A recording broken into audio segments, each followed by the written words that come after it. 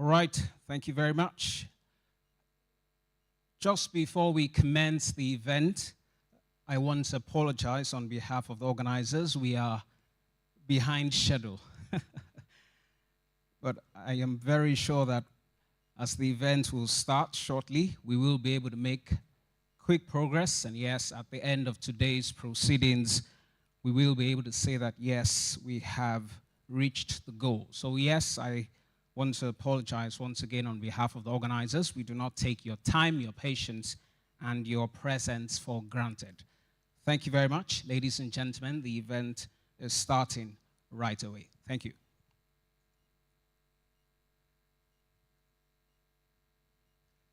Distinguished guests, ladies and gentlemen, a pleasurable morning to you all. On behalf of the organizers, I welcome you to this interactive business session with the winner of the Nigeria Prize for Science 2023, jointly hosted by the Nigeria Nlng-Lcci Limited, Nlng, and the Lagos Chamber of Commerce and Industry, LCCI. The theme for this year's edition is Innovation for Healthcare Therapy. It might interest you to know that the Nigeria Prize for Science is a demonstration of Nlng-Lcci's commitment to recognizing and celebrating excellence in scientific research and technological breakthroughs that provide solutions to local problems that exist in Nigeria. And yes, in the spirit of forming viable partnerships and forging strategic alliances, the LCCI also provides this platform as an avenue to explore the commercial opportunities that exist based on the research work of the Nigeria Prize for Science winner. At this event, we'll have not only the opportunity to listen to and ask questions from the winner as he presents his research work to the public, but also to explore the inherent Recording in progress of linkages with industries and business investors. Distinguished guests, ladies and gentlemen, once again, I want to welcome you to this event. My name is Temiloluwa Anwobiogbo. I trust that, yes, we'll have insightful discussions. I am the master of ceremonies at this event. Talk is my business, and talk is what I do. It is my job to ensure that you have a smooth and enjoyable ride at this event. I trust that, yes, when we get to the end of this event, we will be able to say that, yes, we've achieved the goals that have been set out for us. As we proceed with this event, please be advised of the following announcements. As I usually like to say at events of this nature, please ensure that your weapons of mass distraction, your WMDs, are in vibration mode. By that, of course, I refer to your mobile phones. So wherever you are, ladies and gentlemen, please take out your mobile phones and put them in vibration mode. That will help us to reduce or eliminate all forms of distraction as the event progresses. Thank you very much, ladies and gentlemen, as you comply and cooperate. It is also very important that we're well advised of the locations of the safety exits and the safety protocol as far as this establishment is concerned. I've not been advised by the management of this establishment that there will be a fire drill today. So, ladies and gentlemen, in the event of any fire alarm, trust me, that is the real deal. Should that be the case, please do not panic.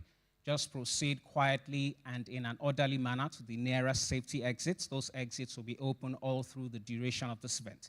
And listen to the instructions as will be passed across by the security personnel. The muster point is outside of the building, just by the gate post. Thank you very much, ladies and gentlemen. It promises to be a long, albeit interesting day. So should you feel the need to answer the call of nature, we have restrooms adequately provided. As you step out of this hall through the exit at the back, just turn left and take the flight of stairs.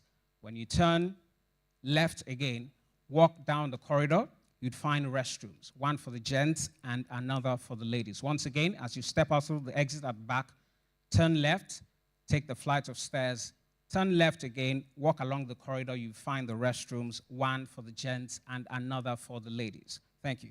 It's also very important that you're well advised that, yes, your personal safety and security are important and essential elements to the success of today's event. So, ladies and gentlemen, this is a word from the security department. Please ensure that your personal possessions are always in your line of sight. Your bags, your laptops, your iPads, iPods, your mobile phones, and whatever else you came here with. That will help us to reduce the incidence of misplaced items. Thank you very much. Ladies and gentlemen, please let us rise as we sing the national anthem of the Federal Republic of Nigeria.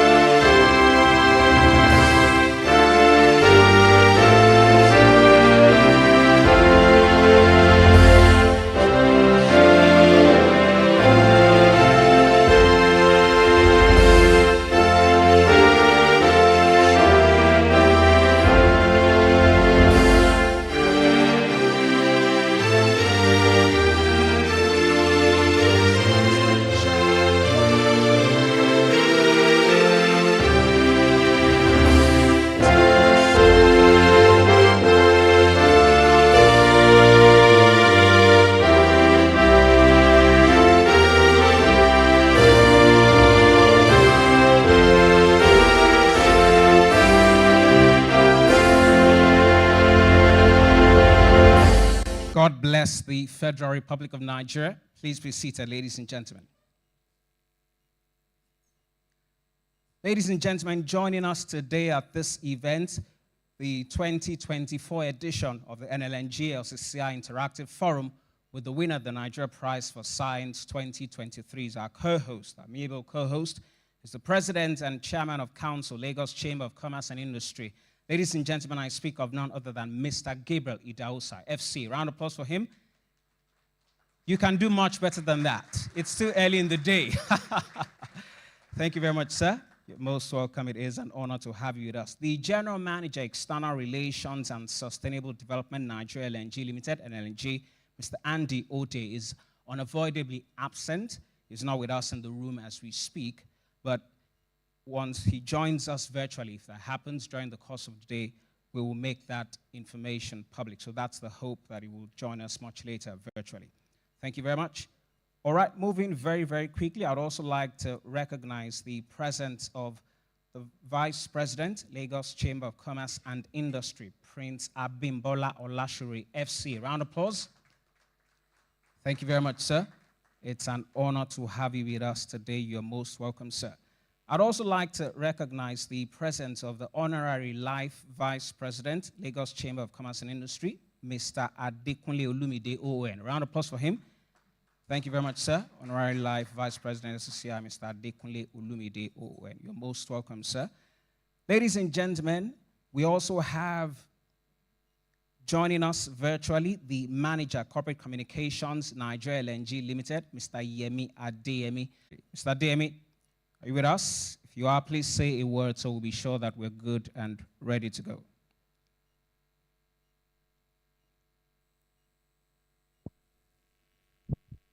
Also in the room. Thank you very much. Yes. Thank you, Lulu. Thank you. You can hear me loud and clear.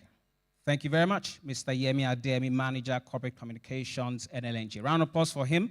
Please, a sponsor's round of applause. Aha. Thank you very much. Thank you. Also with us in the room, ladies and gentlemen, I have the singular honor of recognizing the Director General, LCCI, Dr. Chinyere Almona, FC. Round of applause for her. Thank you very much, ma'am. You're most welcome. It is an honor to have you with us today. Also joining us virtually is the Head of Internal Communications, Nigeria LNG, Anne-Marie Palmer Ikuko. Round of applause for her. Thank you very much. Also joining us virtually is the Head Public Relations, Nigeria LNG, Iwo Aprioko. Round of applause. Thank you very much. And ladies and gentlemen, representing the External Relations team at NLNG, ladies and gentlemen, we have Ijeoma Jibuno. Round of applause for her. And yes, the winner of the Nigeria Prize for Science 2023 is also joining us virtually. Ladies and gentlemen, he is a distinguished professor of Medical Engineering and Technology, Professor Hippolyte Amadi, FRSM, FIMEC. Prof, if you can hear me, say a word. If you can hear my voice, Prof, just say a word. Just say hello.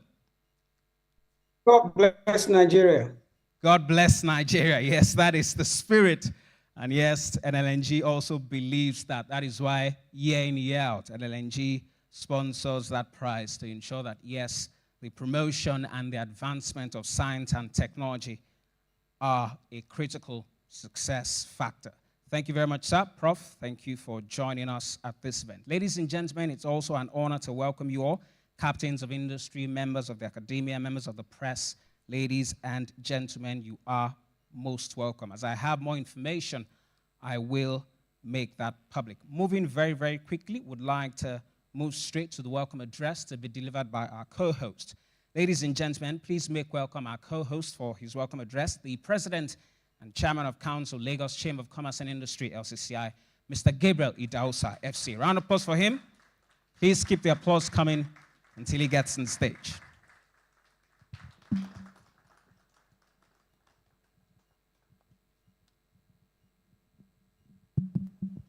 Thank you, MC. Really and truly, we live in a digital world. I have been assured, and the MC has confirmed, that indeed the critical mass of everyone that needs to participate in this event are here, either physically or virtually. And we want to thank Nlng-Lcci, as usual, for pulling off this event, in spite of some very important, very important commitments at the plant at this time, which has kept some of the senior people there, but also able to participate with us. So the General Manager, External Relations, Mr. Andy Ode, and all the top executives of Nlng-Lcci that have been there earlier introduced, our very distinguished Life Vice President and former Director General of the Lagos Chamber of Commerce and Industry, Mr. Adekunle Olumide, our Vice President, Prince Abimbola Olashere, DG, Dr. Almoner, and a couple of other members who are here.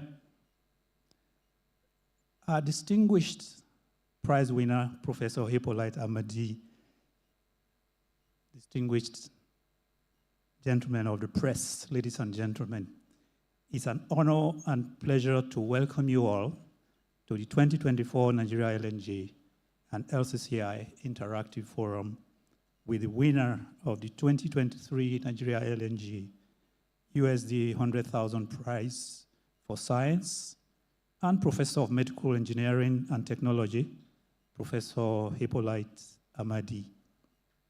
This forum provides a unique opportunity for the business community to learn from the accomplishments of Professor Amadi. I therefore congratulate him on his novel scientific work on respiratory technologies, which has helped Nigerian newborn babies survive respiratory diseases at a much lower cost. I also like to thank our partner, as always, Nlng-Lcci, for their role in promoting and celebrating excellence in scientific breakthroughs and honoring scientists who have contributed to the advancement of science and technology in Nigeria. The Nigeria Prize for Science is an annual prize established in 2004 to promote the advancement and application of science and technology. This prize is proudly administered by an advisory board made up of very distinguished personalities, amongst whom we are always proud to claim is Chief Dr. Mrs. Nike Akonde CON, the former Minister of Industries and a past president of the Lagos Chamber of Commerce and Industry. We also applaud Nlng-Lcci for being one of the best-run public-private partnerships that has contributed consistently to being among the highest dividend-paying investments of the Federal Republic of Nigeria. In fact, it's not just the highest, one of the highest, or the absolutely highest dividend-paying investment of the Federal Republic. It is also, for many years, the highest payer of tax, both to the federal government and to the state where their business is. So it's a model for what Nigeria has done right in the area of public and private partnerships, and we continue to set it as a model for a lot of other things that we can do in the Nigerian economy. Nigeria has entered into a new phase in our development history, with emerging technologies in the midst of evolving globalization, driven by rapid progress in science and technology, as we see all the time by a plethora of breakthroughs in biotechnology, space research, renewable energy, information and communication technology, among others. If Nigeria, given its natural endowments, is to successfully transform its economy and achieve significant growth, science and technology and its integration into national socio-economic development processes must be accorded the highest priority. It is important to note the recognition of Professor Amadi's unique work in the field of newborn and child health care was selected from over 100 entries. The choice of the work was not only based on how it has significantly advanced neonatal care in Nigeria and other countries, but also that it has improved access and reduced the cost of neonatal care. We urge the government to provide targeted funding towards local production of healthcare and pharmaceutical devices, as this will help reduce the burden of foreign exchange spent on importing most of our healthcare needs in Nigeria. There are several lessons that can be drawn from this achievement in terms of our daily business and personal lives. The journey to success is a path marked by dedication, innovation, resilience, and a relentless pursuit of excellence. I'm happy to be part of this forum, and I urge all participants to make use of this huge opportunity to learn from one of our most successful innovations in our country and apply the lessons to our professional lives. Once again, I congratulate Professor Hippolyte Amadi on his wonderful achievement and Nigeria LNG for sustaining this astounding program, boosting Nigeria's reputation in the Community of Nations, and upholding our pride of place in Africa. Thank you all.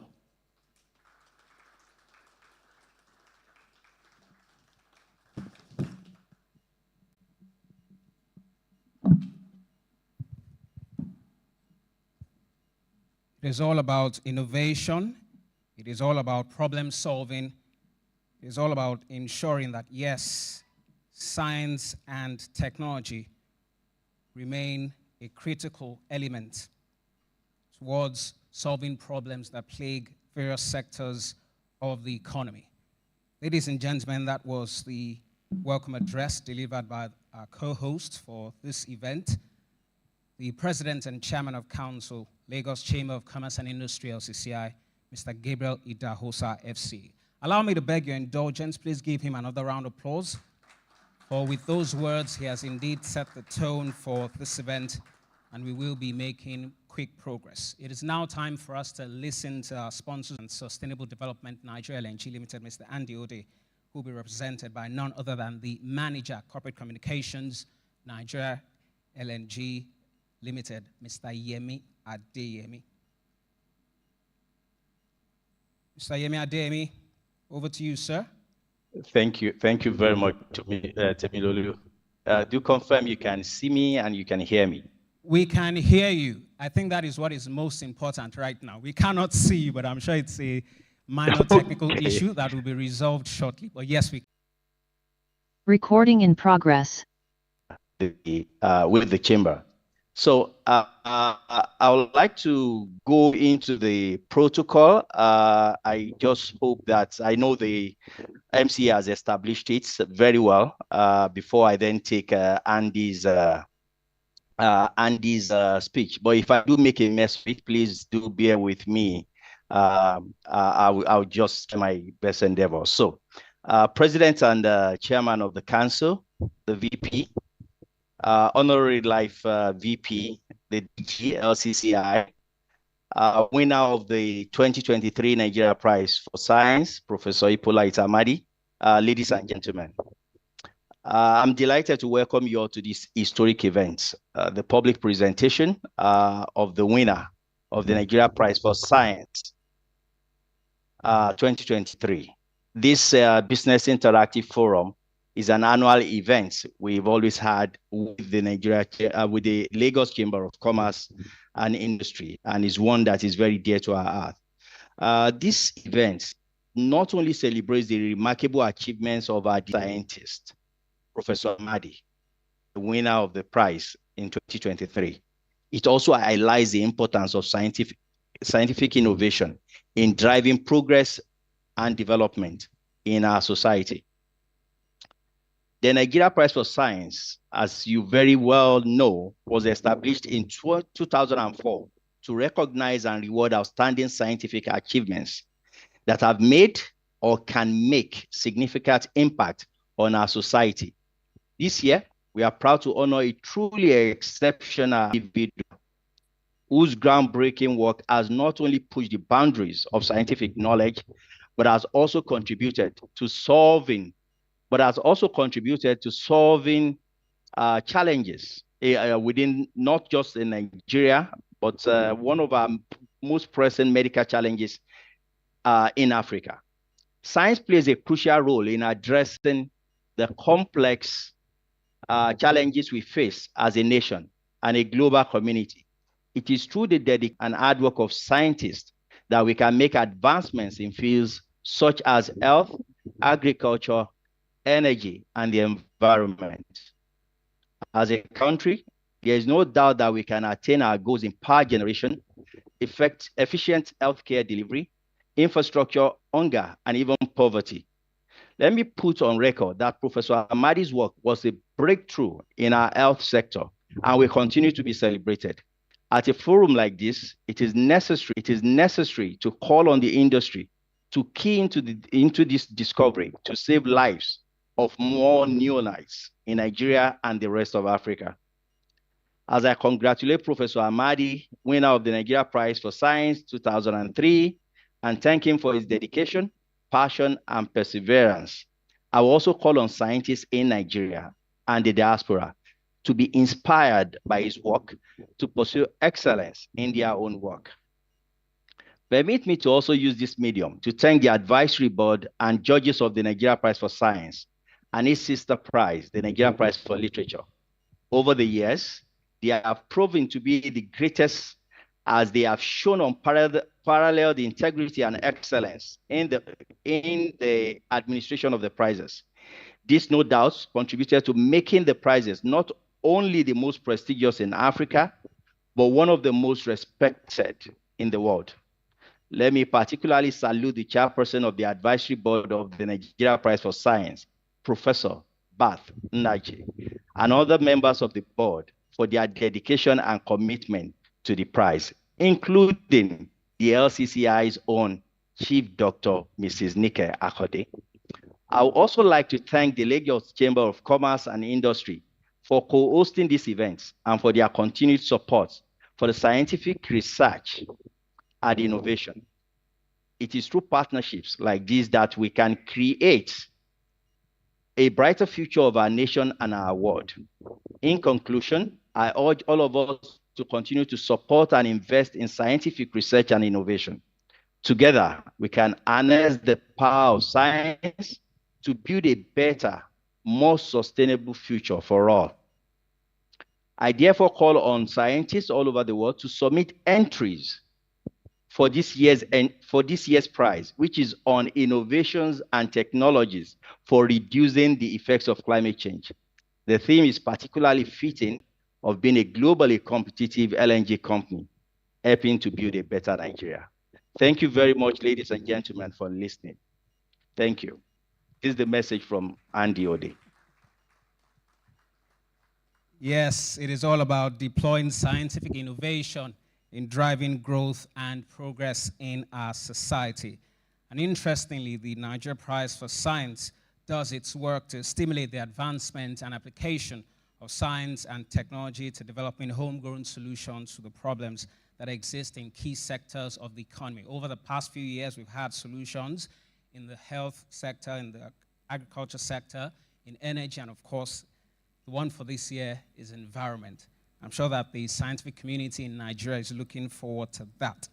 Ladies and gentlemen, we just listened to the sponsor's remarks as delivered by the General Manager, External Relations and Sustainable Development, Nlng-Lcci, Mr. Andy Ode. Those words were delivered on his behalf by none other than the Manager, Corporate Communications, Nlng-Lcci, Mr. Yemi Adeyemi. Once again, allow me to beg your indulgence. Please give a sponsor's round of applause to Nlng. Thank you very much. All right. We are going to meet the winner video that will be played on the screen. Remember, as the presentation progresses, once we get to the end of that presentation, we'll have an opportunity for questions and answers. So yes, we'll have the opportunity to ask our winner interesting and exciting questions. He'll also be on hand to provide comprehensive answers to those questions. Ladies and gentlemen, sit back, relax, focus on the screen as we watch the video of the winner of the 2023 Nigeria Prize for Science. Media team, over to you.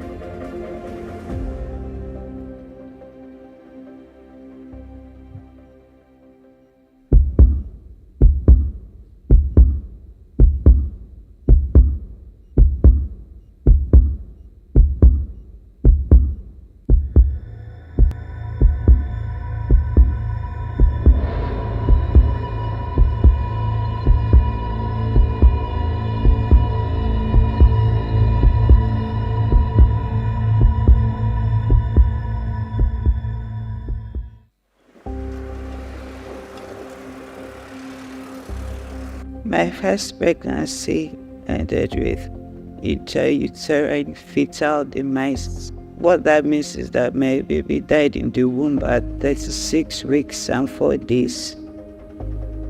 Some of the signs I saw that led to my... I understand the baby is just less than 24 hours old, and I can see that the baby is distressed. So there must be a lot of respiratory support going on at the moment. The temperature I'm seeing there, 35 degrees C, I should expect this to be higher than that. But confirm to me that baby is thermally stable. What was baby's vital sign temperature the last time? 37.2. Oh, excellent. Okay, that's fine then. Breathing concept involves everyone. And there's no person who can sustain his or her life without constant, continuous breathing. We are a population of 280 million people, but we bury 846 babies every single day. So my dream was to strategically identify all the various pitfalls and components of this problem, study them scientifically, and provide decisive solutions. And this I have done with the full package of my neonatal rescue scheme. I needed to create a technology that the Nigerian Naira could buy. I also had a challenge of creating a system that would be able to thrive in the face of a very poor power supply, because this is a life support device. It's not supposed to go off. So when you are done with the air processing, the air that goes to the baby comes through the nasal prong, and that is what goes to the baby's nursery. My neonatal work in Nigeria has had a very high impact since 1996. When I began this at the special care baby unit of the University of Calabar Teaching Hospital, all through the time to date, it's been consistent development, introduction, pushing back of boundaries, demonstrating the bringing down of neonatal mortality, for example, within MENA region from a space of 5 years. Wherever a baby is born, my work is unique to them. When I got the news of the Nigerian Science Prize Award for 2023, I was happy. I'm actually looking at a bigger picture when Nigeria would have been delisted from that ugly group. Because I think that what I've created has got the capability of doing that. At the end of the surgery, my baby was brought. So much gratitude to God. My inspiration to focus on neonatal health was born out of passion to save vulnerable, innocent lives, to push the boundaries and narrow down Nigeria. Engaged and challenged and empowered African mind can create the best technology that can solve the African problems.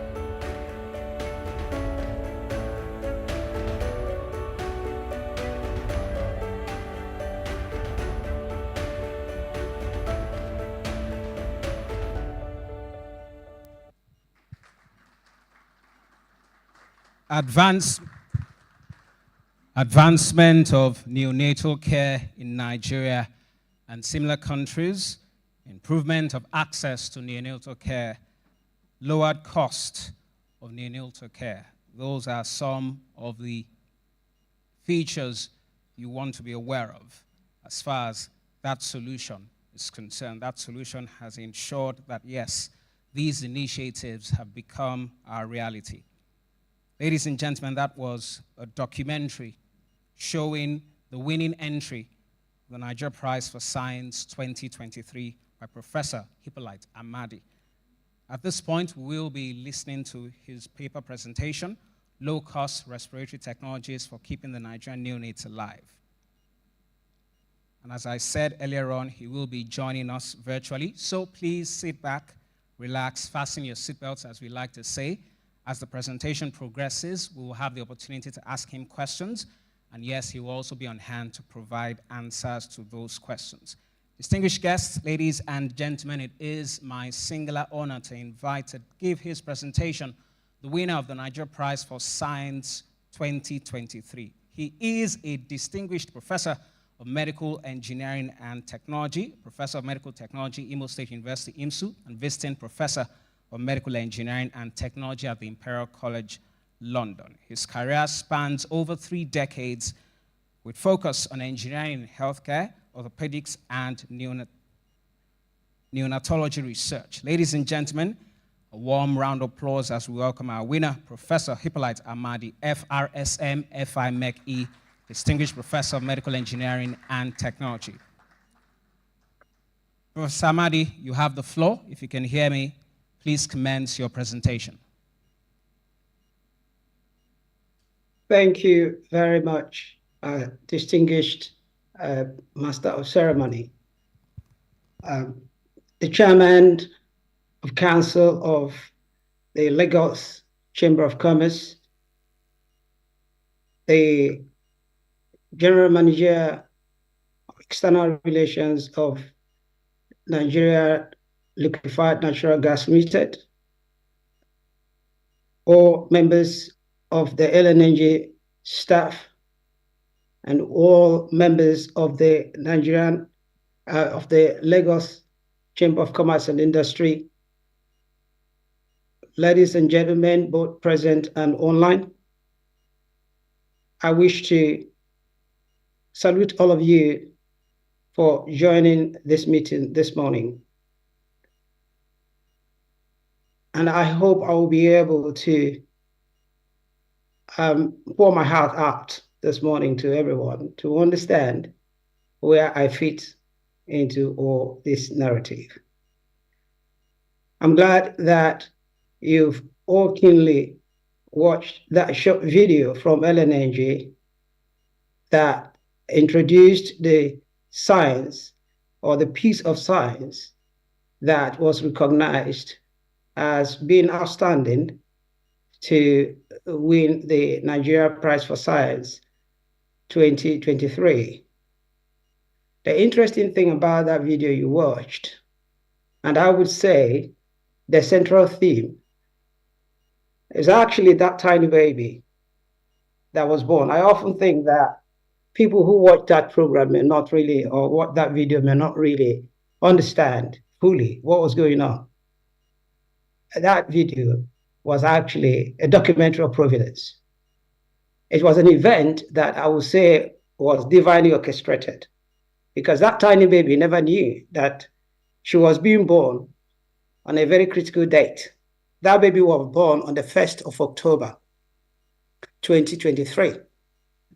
1st of October 2023 was a day just before Nlng arrived Calabar to video a remote center, a newborn center in a very remote location at the outskirts of Calabar, where I was demonstrating how it was possible to take neonatology to the remote locations of the world and make it as effective as you would ever believe it would be, even in a highbrow cities like Lagos, where you are. So these people were in that village on the last day of September. They arrived in the night, and then the next morning, being the 1st of October, whilst they were taking their shots, that woman that you saw there coincidentally entered into an emergency that led to the bringing out of that baby. That baby was not really elected to come out on the 1st of October, but for this and by providence, that baby came out. Why am I rehashing this? It's because it will buttress the problem we have in Nigeria. The baby that came before this baby died in the womb, and this baby started showing signs of dying again. The woman screamed, and they had no choice. They had to rush the baby to the theater. If it were not for the polite heart CPAP ventilator, which you are celebrating, that baby, as we talk now, would have decayed in the womb, in the grave. But because that system was there, this baby was born very tiny. We refer to those classes of baby as extreme low birth weight. So that baby had no chance of surviving in that village if the ventilator was not there. That ventilator was able to breathe for this baby for the first 14 days. So the baby could not breathe on his own. It was this ventilator that was breathing for the baby. But beyond the 14 days, when the baby had matured enough, this system was also used to teach this baby how to breathe. And within the first 25 days, in fact, the baby not going home before the 25th day was because I came to Lagos for the fireworks of the Nigerian Pride. So that progress of the baby was delayed until I returned to England. Then I went back on call. Then I now began from the 20th of October, I began to teach the baby how to breathe using this polite heart ventilator. And by the 30th of October, the baby was discharged to go home ahead of the baby's mother. The baby's mother was still in admission and the baby was ready to go home. This was a baby that wouldn't have really made it. So it is a very interesting story because when you watch that documentary, you will not know that what happened there was a two-way event that was real time. I was in London, and the video crew came to London to video me just for the Nlng documentary, not knowing there was an emergency, but I had to delay them. I told them I would not speak to you because I had to be on call. And then the nurse discussed with each other, the guys in London filming and the guys in Calabar filming. I say, why don't we capture this thing that is happening simultaneously? So there you saw two-way communication between me and the nurses at the center, and I was simply robotizing their hands and treating the baby from the comfort of my office here in London. And I've saved so many babies just that same way in Nigeria. What am I talking about? We may have a problem in Nigeria, the problem of healthcare, but the solution is not far-fetched. The reason it looked like we are not able to solve our problem is because we are waiting for the white man. We are waiting for the World Health Organization, for UNICEF, for America, for Europe, for United Kingdom. And I want to tell my fellow Nigerians, it's not going to happen. We are capable of solving our problems. We just need to look inwards. If there's anything, I've been able to demonstrate the possibility of solving the Nigerian problem, just this tiny aspect of healthcare, that is newborn care. Yes, neonatology is a very complex and complicated aspect of medicine, but I have simplified it, and I can challenge us that together we can form that partnership that will give far many more lives the opportunity, or far many more babies the opportunity to live in this country. So let me quickly see if I can walk through what I have to demonstrate through this presentation this morning. The title that LNNG chose for me to speak on, I modified it a little bit. So here I say low-cost technologies for keeping Nigerian unit alive.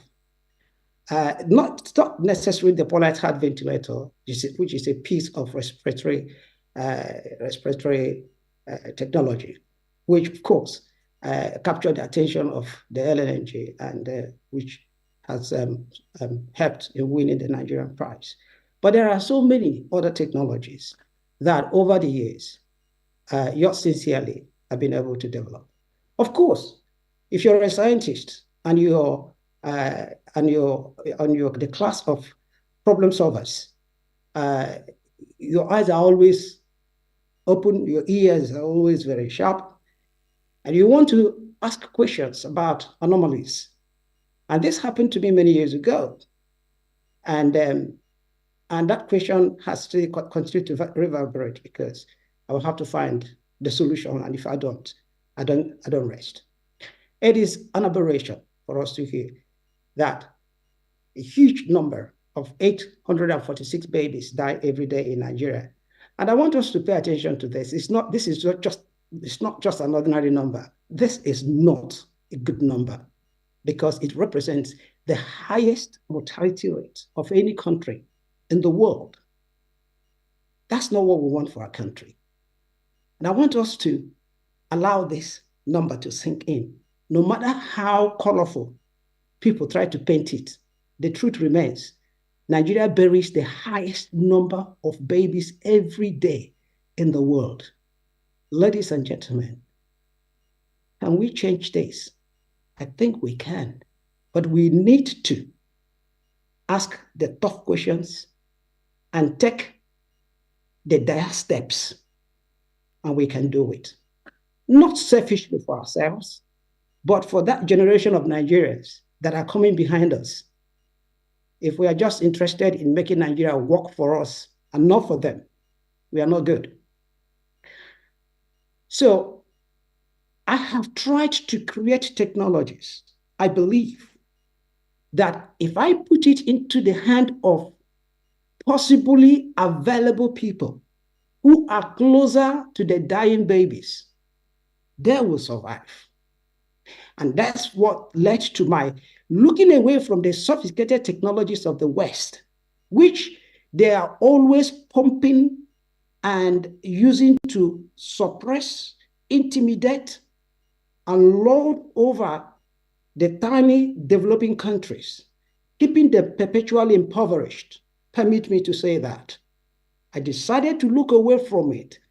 Then I decided to go into the simplicities of basic physics to create solutions that are handleable by people who are not so scientifically sophisticated so that they will be able to solve their own problem their own way.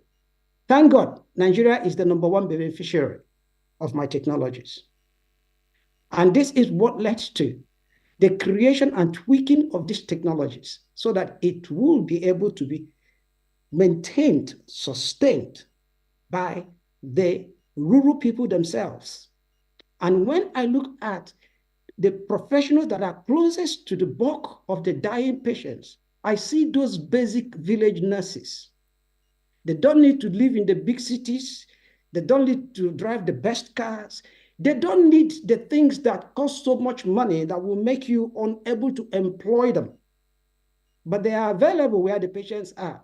If I can give them the technology they can manage, we will solve the problem and save more than half of the babies that are dying in Nigeria today without a blink. And I really mean it. So I need the honorable people, the wealthy people, the intelligent people, and all that are under the sound of my voice this morning, who are Nigerians. Think again and tell me if you cannot sacrifice one single moment of your time, your energy, and your money to give the gift of life to the people who need it most.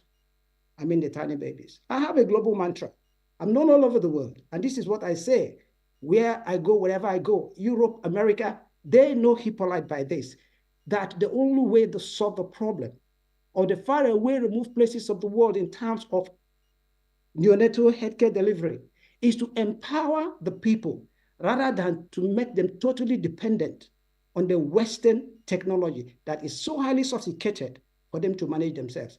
This is the reason you go around the Nigerian healthcare system, you see abandoned carcasses of sophisticated equipment. They only work for 2 weeks and they are gone forever. Nigeria, think again. Nigerian people, please think again. We can do it. So I belong to a very top university in the world. In fact, Imperial College is ranked number 6 in the world and number 1 by the recent Daily Mail grading of 2023, and it's top in Europe. The bioengineering department of Imperial College, where I belong, is the second largest in the world. And in this place, we push scientific boundaries and we make technology to happen. And thank God I'm a Nigerian. And thank God I invest and lavish my technological passion in the geographical region of the world called Nigeria. Thank God the demonstration of the prowess of my science is clearly seen and felt across the entire regions of Nigeria.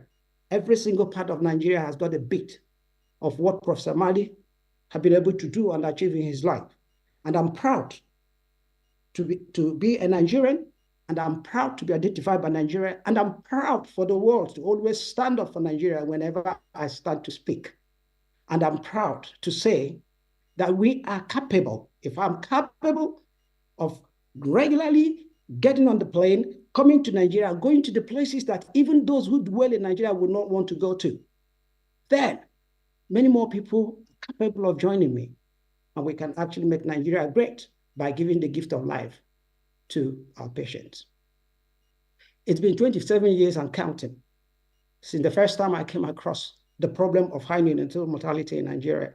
27 years. But by the way, the first time I saw this, that those tiny babies that I saw in Calabar at St. Margaret's maternity room of the teaching hospital Calabar, I never knew that 27 years later, that I will be the global mouthpiece of the likes of those tiny babies that I was told we're not going to survive the next day. The day my passion was born, the day my attention was drawn to the very problem that was crippling our nation, Nigeria, where medical practitioners stood still. They saw the problem. They had no solution. They could only cry. But their cries could not get to anywhere because the system itself that was operating them was sick, just as sick as the babies who were sick. So who will bear the cat? Right there, they were telling me no incubators, no ventilators, that all the devices that they required to save these babies, they know about them, but they had none. The mortality rate was high. But you see, this needed to be investigated so that solutions could be created around concepts that will be able to enable neonatology to thrive, especially where these tiny babies were. And that was in 1996. And ever since, I had methodologically, systematically isolated so many problems, neonatal problems, one after another. This is not a matter of finding opportunities to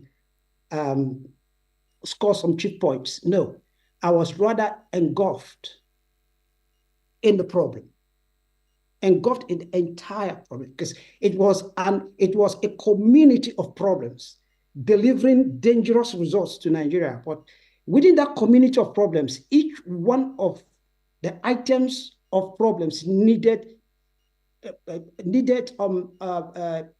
decisive solution that is unique to it. It is not just about talking, it's about working.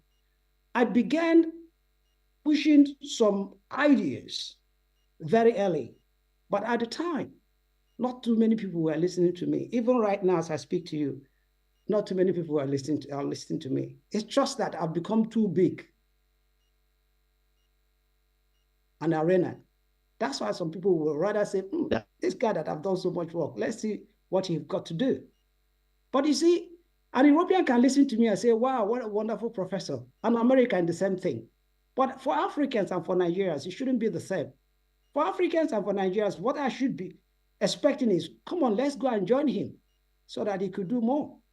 Stop just listen to it, applaud, and get back home, and then get back to what you're doing. We have problems to solve. We will have lives to save because the lives are dying under our noses.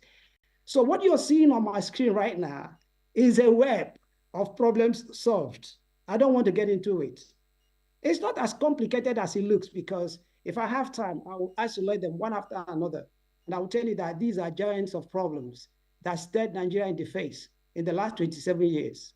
But yours sincerely has picked them one after another, scientifically dismantled them, provided solutions, internationally peer-reviewed, globally applauded, and they are there, available to be used. But the very people this is meant for, they are looking elsewhere. Tell me, if you're a lady watching me and under the sound of my voice, you have a family, very hungry and famished people. You are so tired, but you kept your tiredness and went into the kitchen to prepare food for them so that they will eat and live.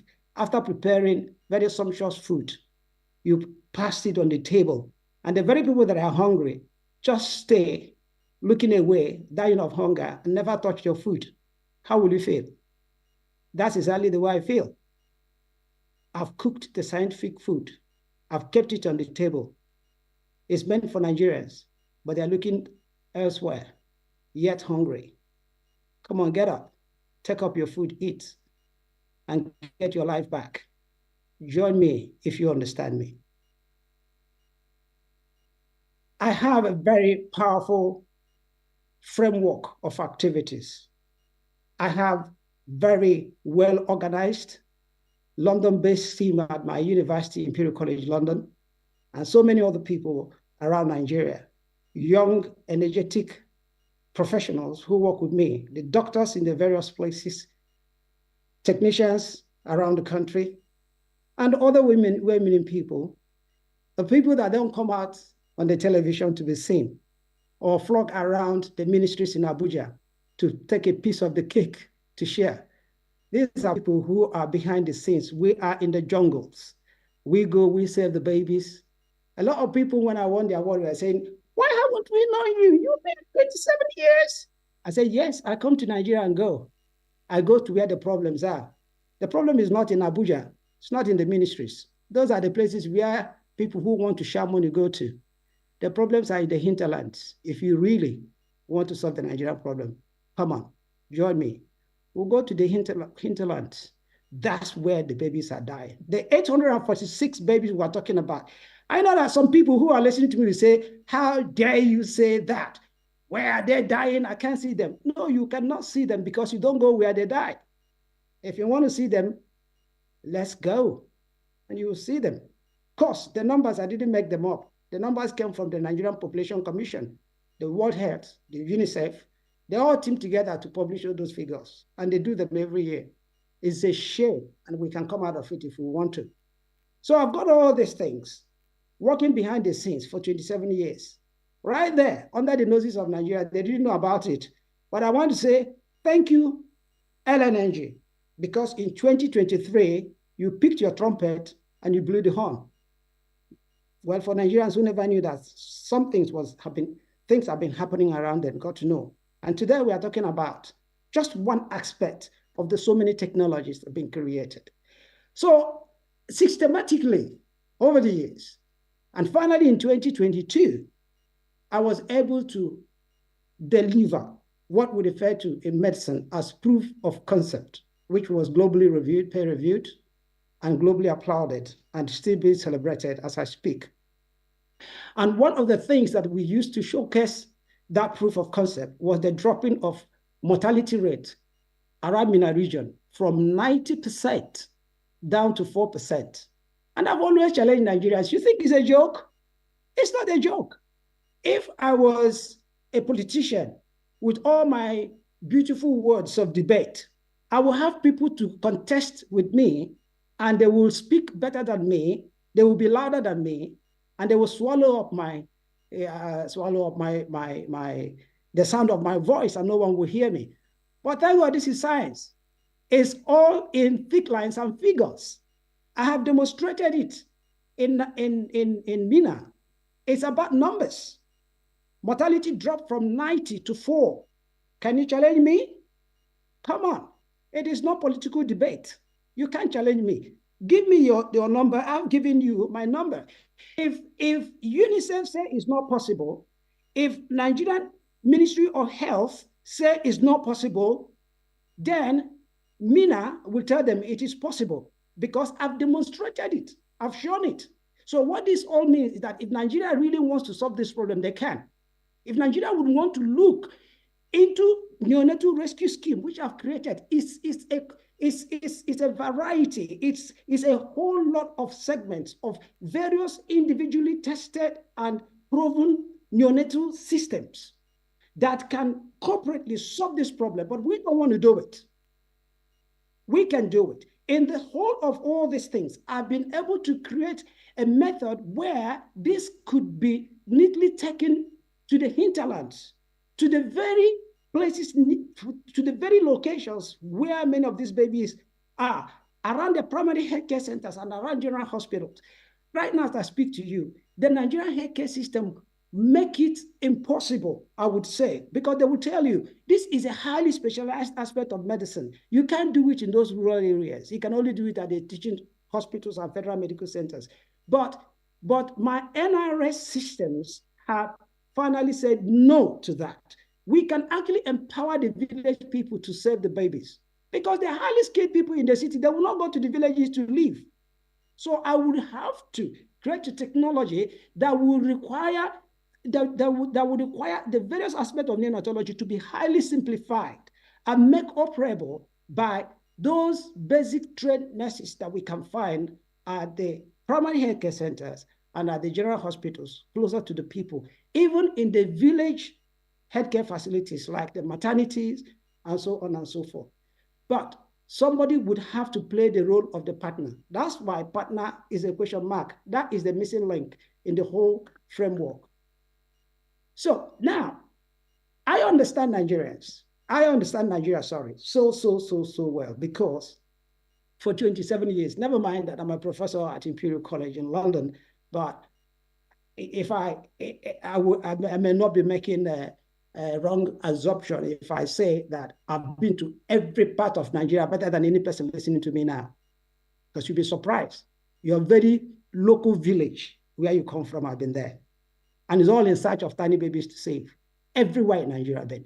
Everywhere you see red dot in that Nigeria map, I've not only been there, but I've been local, consulting, saving babies, teaching doctors, training nurses, teaching technicians, counting the numbers all over the country. A medical statistician was published in 2018, and it said that my work in Nigeria had impacted over 12 million Nigerian babies. You think it's a joke? It's not a joke. But the point I'm trying to make here is that I know what works. And because I have worked everywhere, I can tell you that NRS is strategically placed as the best solution for most of these babies that are dying. The innovative technologies, they are better than the conventional Western-backed technologies that are currently being used in Nigeria, because these ones don't thrive. They are not sustainable. They litter our environment with carcasses, breeding rodents and mosquitoes, because they will just work for perhaps highest 2 years and they can never be used again. They are dumb. There's nothing I'm telling you that most of you don't know. But to set up the NRS technologies, you just need half the cost of the conventional technologies to set this up. And it is not just, it does not need the best neonatologists, the best pediatrician. No. It simply needs the basic medical practitioner that you can see in the hinterlands. you will require just a quarter of the operational cost to keep these systems running. Why? Because they are 100% sustainable in terms of power, because most use just the sun to operate. And if we take neonatology closer to the people, then we have access to 80% of the needy neonate population. They can easily come to us rather than traveling to the inner cities. Mind you, for a parent to take the sick neonate to the inner city, that parent will have to first of all think about their own accommodation and their own feeding in the expensive cities. So that alone will make more than half of them never to take up on that journey. So their babies will stay in the village and die. But we are taking neonatology closer to them. They can operate from their homes. They make available the babies. Because we will not, the cost of this treatment is actually a quarter of the cost. Many of them will be happy to bring their babies to be saved. There'll be high patient traffic, and there'll be high turnover. Even if you want to invest in this, and the reason for investment is to make money, I will tweak it a little bit for you. First of all, you save life because you can't quantify the cost of one life saved, but you will still get your returns. I really want to challenge those of you, because I know that most of you listening to me, you are all business people. But I want to challenge you. I want to tell you that it's not just about charity. If you're not interested in charity, it's not just about charity. But I want to make this presentation a lot livelier and easy for people listening to me. This is not magic. This is Hippolyte. I'm not fake. I'm real. Let me talk about NPS 2023. And let me warn, I'm a teacher. If you keep me talking for 5 hours, I'll keep firing and you will not get tired. But I want to talk about those things that will make you think a little bit. Let me talk about NPS 2023. Oh, that beautiful fireworks in Nigeria, I loved it. Right? So the award, it came with bang, celebration globally.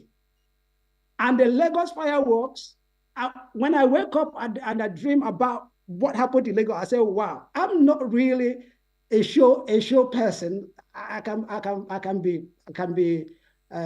be shy sometimes when it comes to that. But that Lagos thing, it was epic.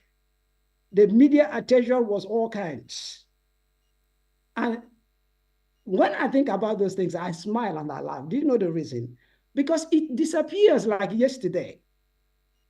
All these things, all those fireworks, they just disappear. Like yesterday disappeared, and we're here today, and tomorrow is coming today. By tomorrow, today will just disappear. But you see, when in that video, that documentary you watched, I made a comment, but that comment is well loaded. I said, I'm looking at a bigger picture. The reason I said I was looking at a bigger picture was exactly this slide that I'm showing you now. And I will explain to you what that bigger picture was. Any person who watched that trail, Nlng-Lcci trail for the award, will hear me say, but I'm looking at a bigger picture. You don't know what the picture is. I want to tell you what the picture is. So those of you listening to me now, you have the advantage of knowing what that picture is. What happened? The award came and passed. And there was something that accompanied the award. It was the reward. And that reward was cash money. It so much amused me when I saw how much people were talking about the $100,000. I was looking at a bigger picture. They don't even understand who Hippolyte is. But you see, that reward money is already plowed back to Nigeria, where it belongs. I wasn't under any duress by Nlng-Lcci or by Imperial College to so do, but I proudly and willingly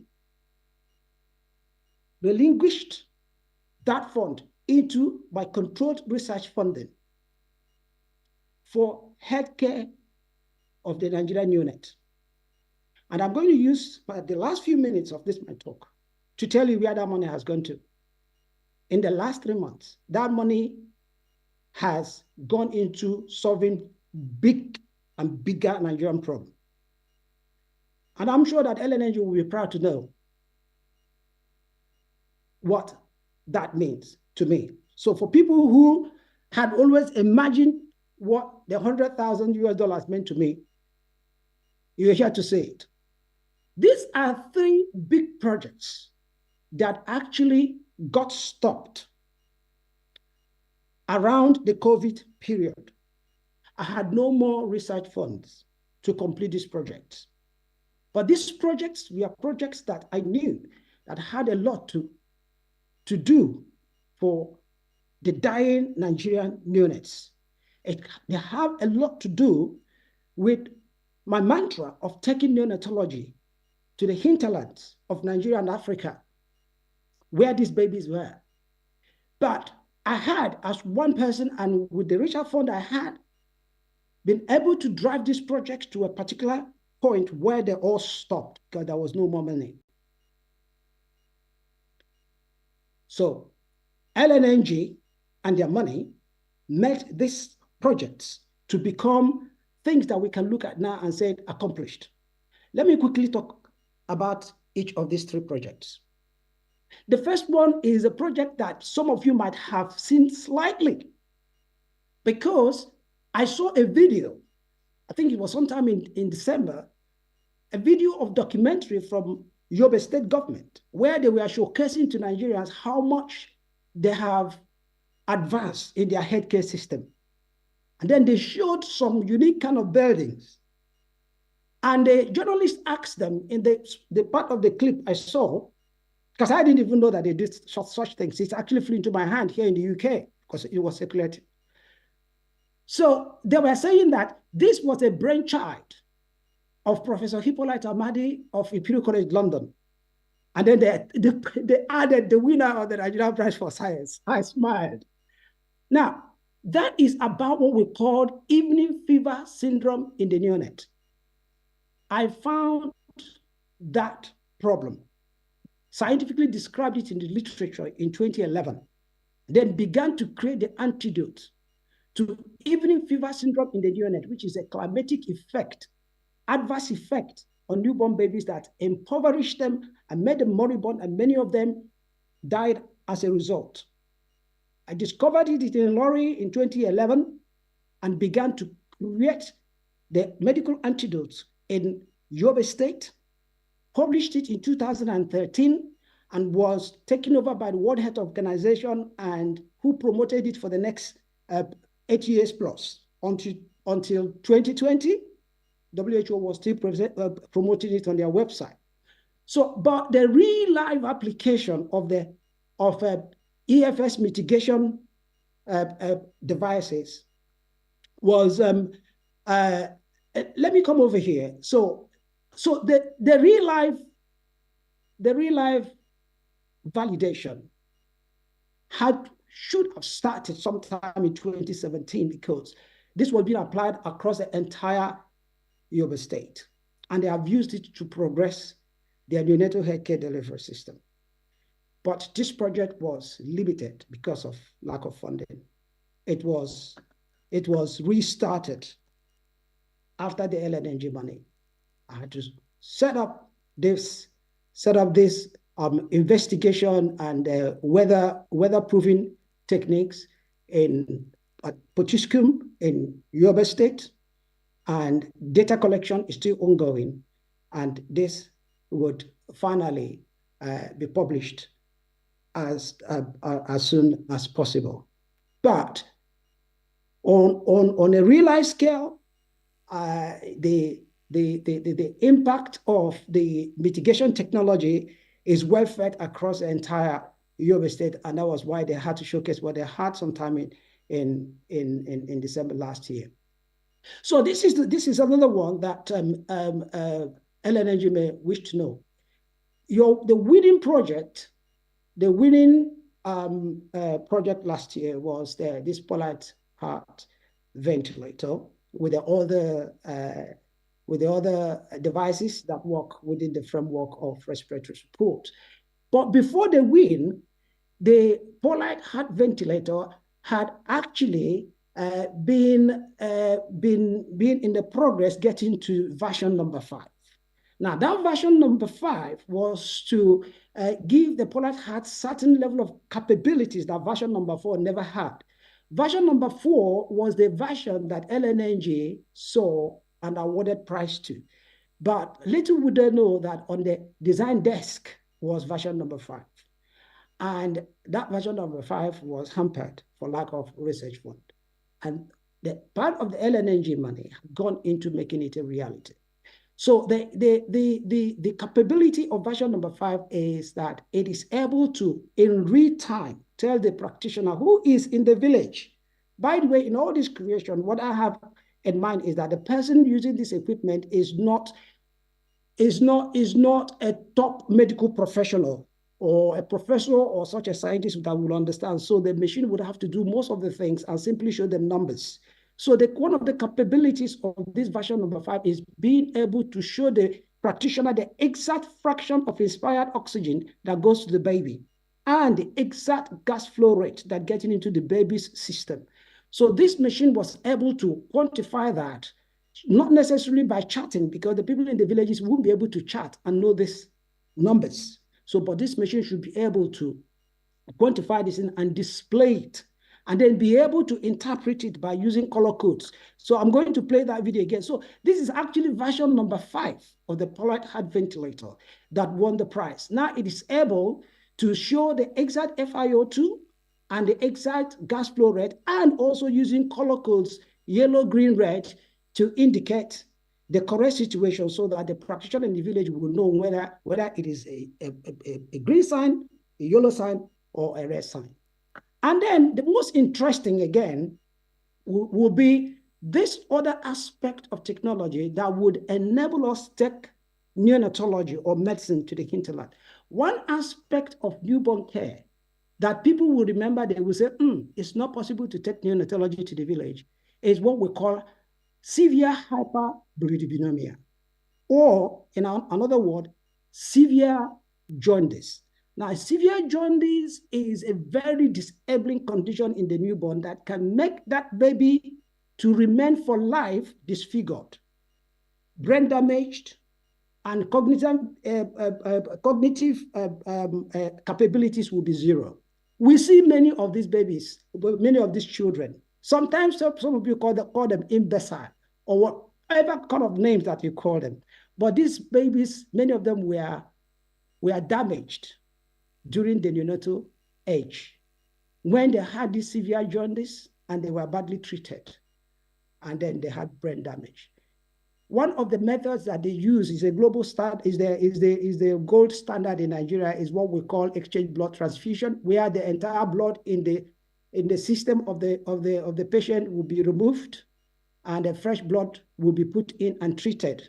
But this is not a procedure for small boys. This is procedure for consultants, for those caliber of medical practitioners that will not go to the village to live.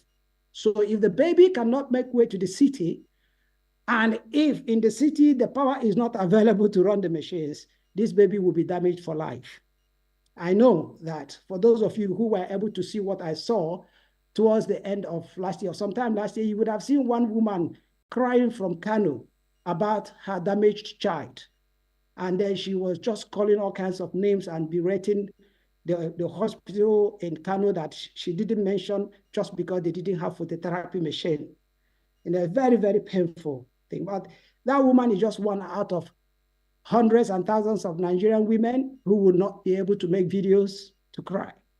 But the device that I'm showing now, part of Nlng money. So the money from Nlng is not pocket money for one super duper scientist who is so good and he needed to go take extra holiday and go show off with some new cars and well, beautiful way of dressing. No, the Nlng money is for solving Nigerian problem. And there it has gone. And I'm proud to show you all these things. So taking neonatology for saving jaundiced babies to the village has become a reality. So this is Pollard ultralumen. This is Pollard ultralumen. This Pollard ultralumen does not work on men's electricity. It works purely with the sun. It takes power from the sun in real time and it delivers high intensive, ultra intensive irradiation of phototherapy energy to the baby, and it does it by irradiating the entire body of the baby, scattering its light within the blood vessels, and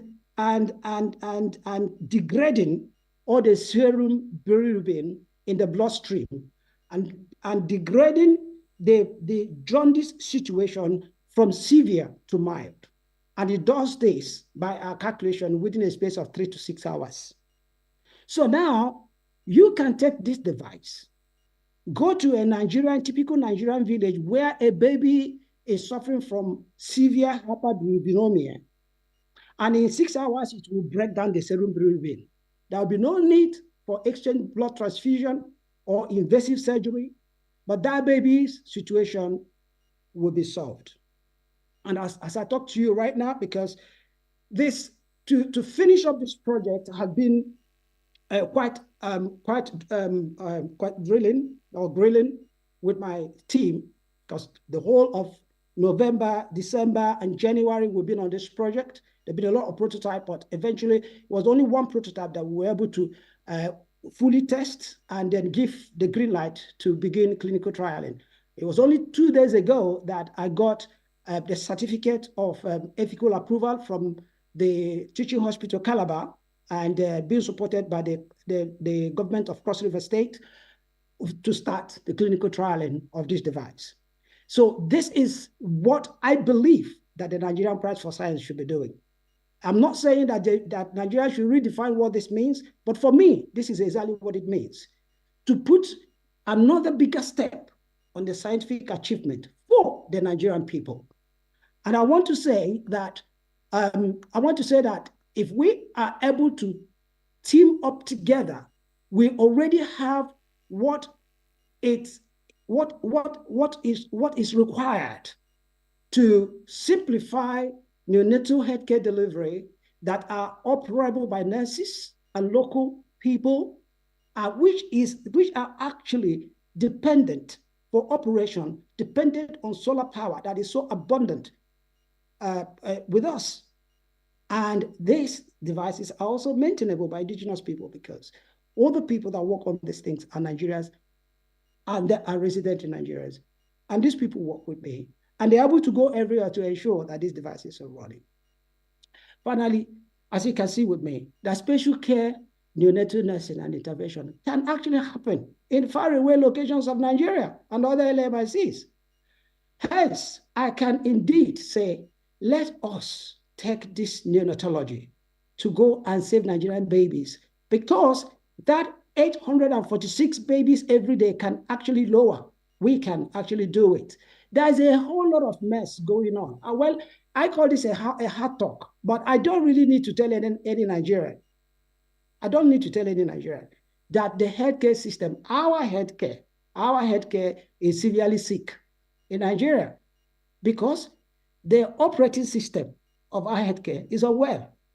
It's unwell, because I don't want to get into it, because if I begin to talk about it, I'm only going to expound this into people, investors that are interested in hearing more of this because they want to get involved. But I want to tell you that a whole lot of chaos going on at the interface of obstetrics and pediatrics. That interface is neonatology. That's a whole lot of mess going on. And before you can fix it, you need to understand that mess. I've understood the mess, and I've tried solving it, and it worked. But it needed to be globalized across Nigeria. Who are the ones to do it? It is you who can empower my technology for the people. And when we do, we can only challenge the sick system or the unwell system, and then they will look at us and they will change for the good of the tiny Nigerian babies. So I say that we can do it. And I just don't want to do the talk and walk away. I want to propose a challenge to any investor, any person listening to me. It's not about me.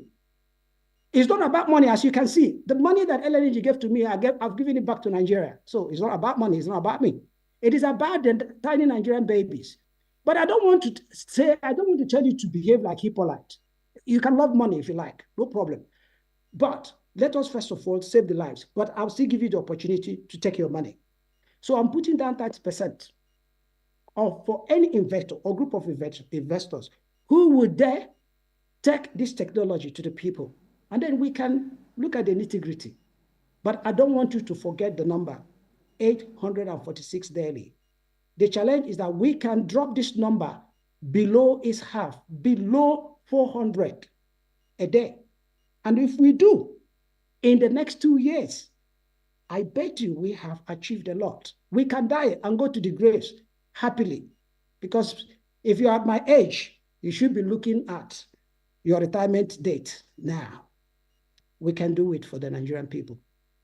And I want to say thank you for listening to me. I may have spoken for quite a long time, but I'm happy to answer questions.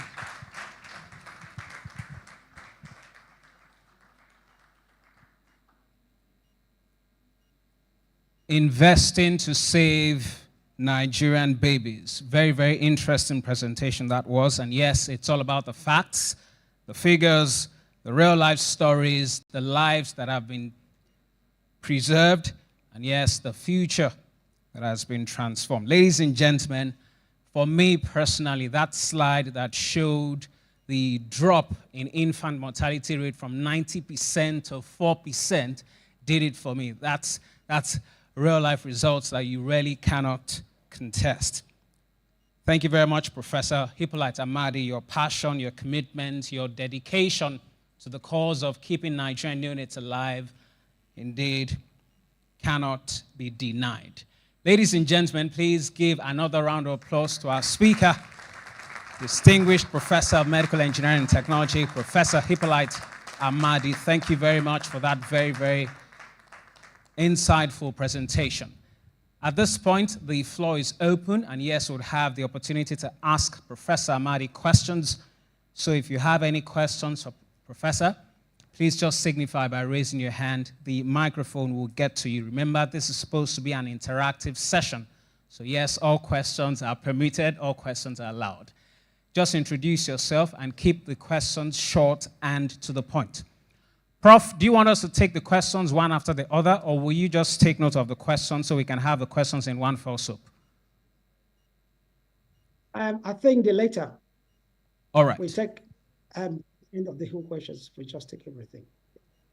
Okay. Thank you, Prof. Mine is not a question. My name is Oni Joseph Abiodun. I'm the managing partner at Topic Consult.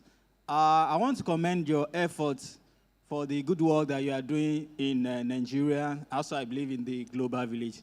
Keep doing the good work. Thank you, sir. Mine is not a question, sir. Okay, thank you very much. We want to prioritize questions, please. Questions. All right, please move to that side of the hall.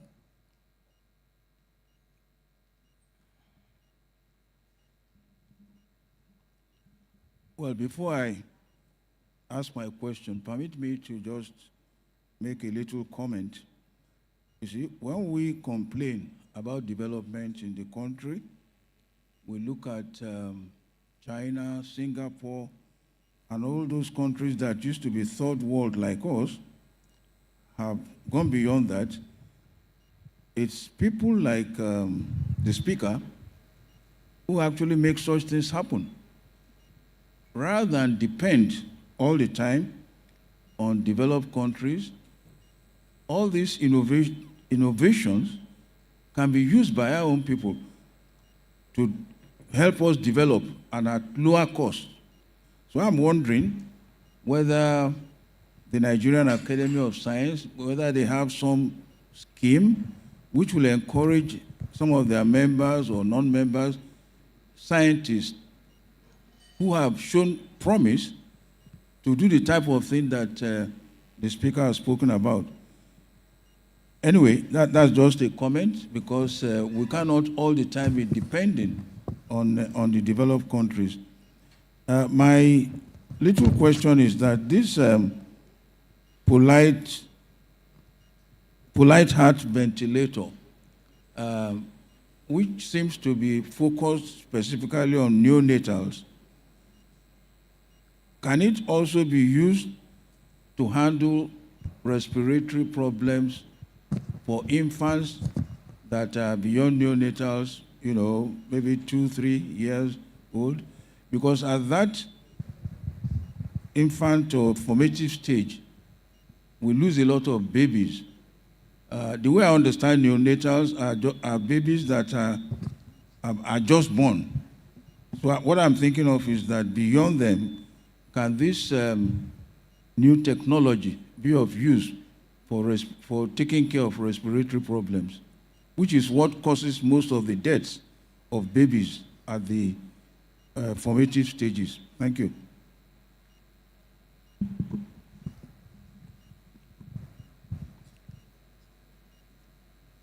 All right, if you have any other question, please just do that. Thank you very much. My name is Kenneth Chupo, and I write for News Diet. Thank you, Prof, for educating us so wonderfully this morning. I also like to say thank you to the organizers. My first question is about you mentioned something about introducing clinical trials in Calabar. I want to know if there is a challenge, if there's need for a legal framework before we could actually deploy these technologies in Nigeria. That's the first one.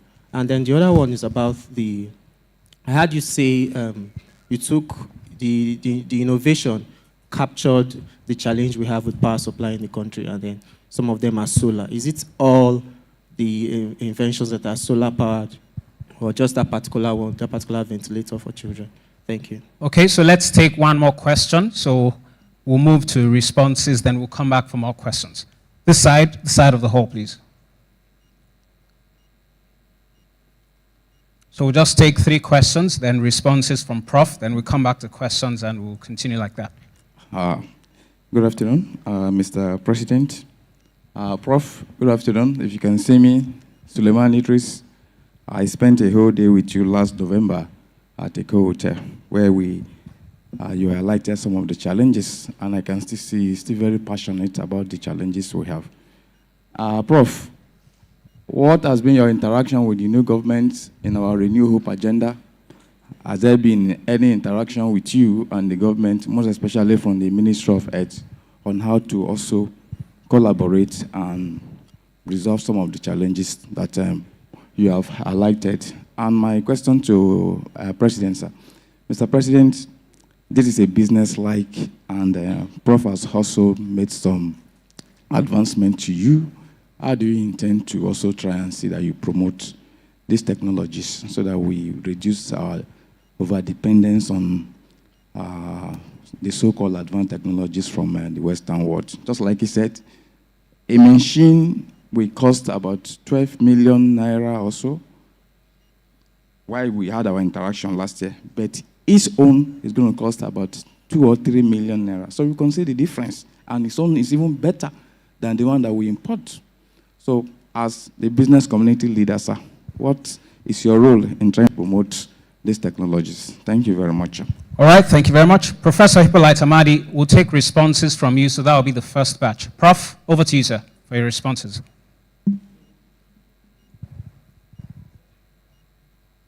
Thank you so much. In terms of the Polite Heart ventilator handling older babies, yes, it can handle babies, even if those babies are 5 years of age. It can.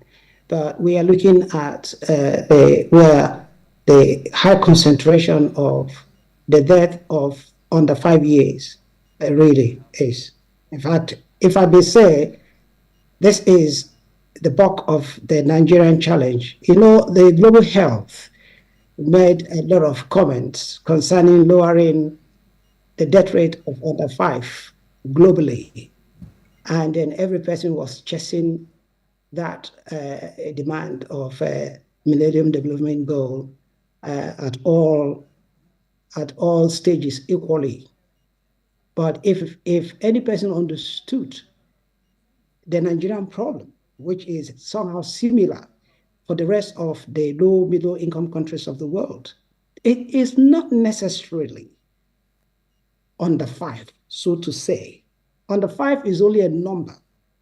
if you look at that, the concentration of death of under 5 in the Nigerian own case is 80% concentrated on the first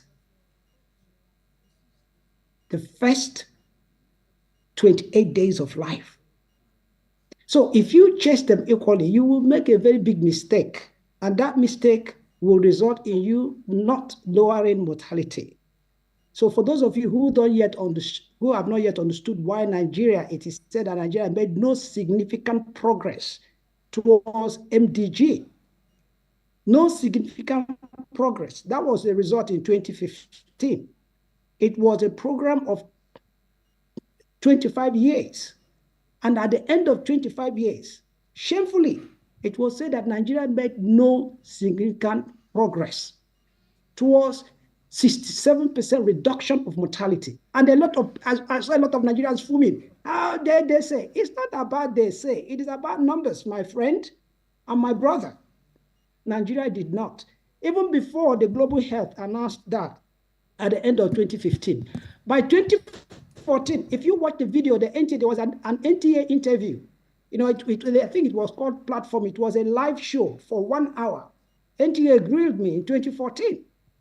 And in that video, I told them, I said, Nigerians should forget about MDG because they had failed.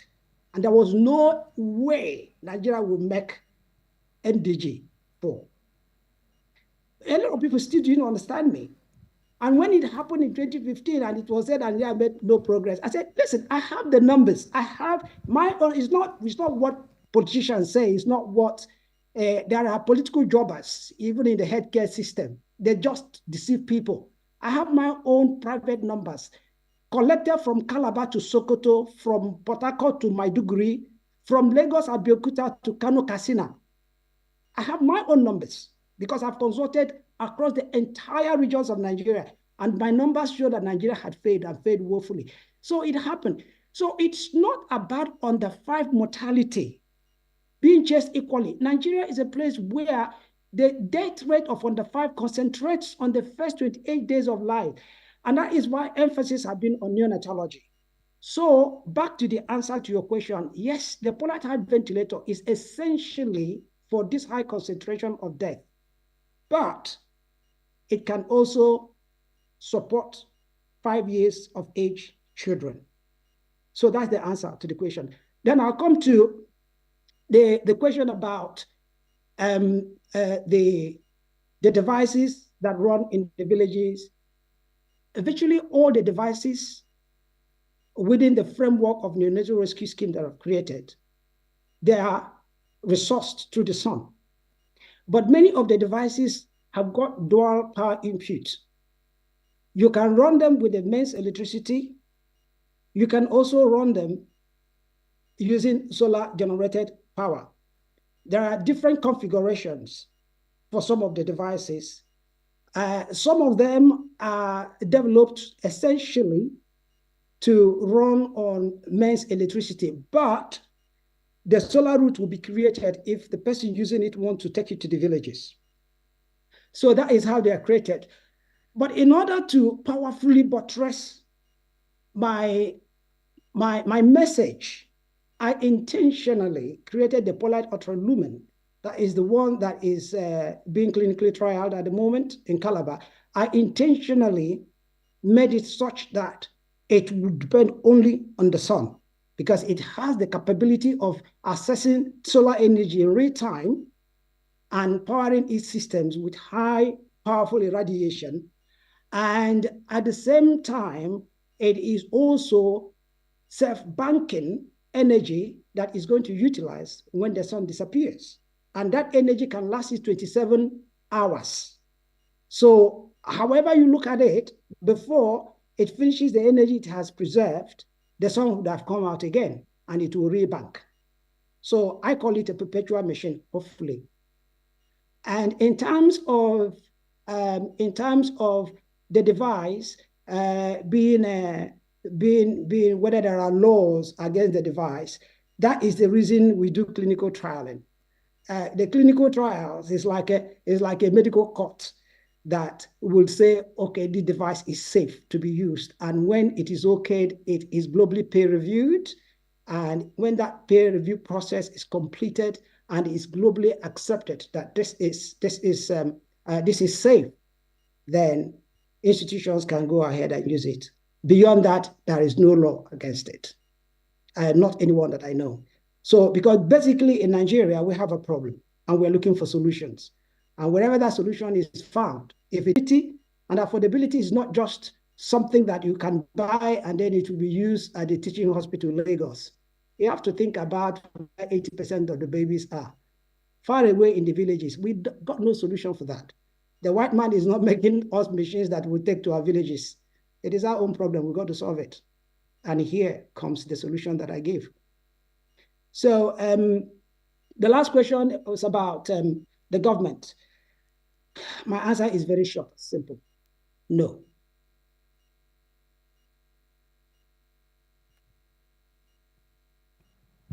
I'm done. All right. Okay. We'll take the final set of questions.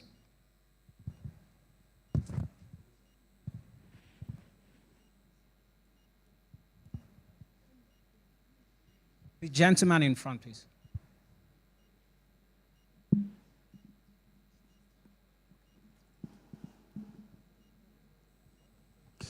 Okay, thank you very much, sir. My name is Anthony Sibo, and I write for Real News. Last year, I remember one of the questions I asked you at the court after the award and everything, one of the things you said that will make you, or that will allow you to mass produce or allow for mass production of this respiratory technology was if you were able to find investors who were more concerned about saving lives than making profit. So I wanted to ask, how far have you gone when it comes to finding these investors, and what are your plans also for mass production of this technology? Okay, I can take this question straight away, if you may. Should I? Yes, please. Okay, thank you for that question. I'm still looking for investors, and that is the reason I've decided to attend this meeting, because I know that I'm talking to the private sector, and I needed to see if I could educate the private sector that, listen, the healthcare system in Nigeria is sick.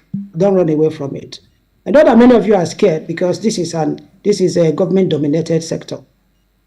Yes, it is government-dominated sector. But the very patients that are dying are our brothers and sisters, our babies, our own children. So if the private sector would have to find that gap, my 1 hour speech here may not be able to clearly spell out the nitty-gritty within that gap. But I'm telling you that the gap exists. The private sector will have to come to the rescue. I haven't found investors. I'm still looking. And that's the reason I have boldly pitched 30% for any person who would dare discuss more, or group of people. I really want us to solve this problem before I retire or before we die. Or rather, let us try and put it in motion so that those coming behind us will take it and run with it. So I haven't found. And yeah, I may have said that people should be as passionate as me. Let us save lives first before making money. But now I'm keeping money on the desk as well. So I've already dropped money on the table. So it's not just about being through charity, just go save life. It's also about you having return for your investment. I'm still looking for investors. Thank you. All right. Thank you very much, Honorable House. Thank you, Doctor. I'm glad to hear this. My name is Peace. I'm a safety professional. So my questions are, what's the risk or side effect reaction that will occur presently or in future references? And how safe, 99% safety of the child's health will occur, or maybe will happen, that the child is going to be sound after this radiating system? Thank you. The lady in red, please. I'm not sure I understood that question. You are talking about the safety of using the Polite House CPAP or The side effect, the side effect reactions that will happen presently or in future references after the child is alive. Okay, yeah, I'll quickly give you the answer. We are talking about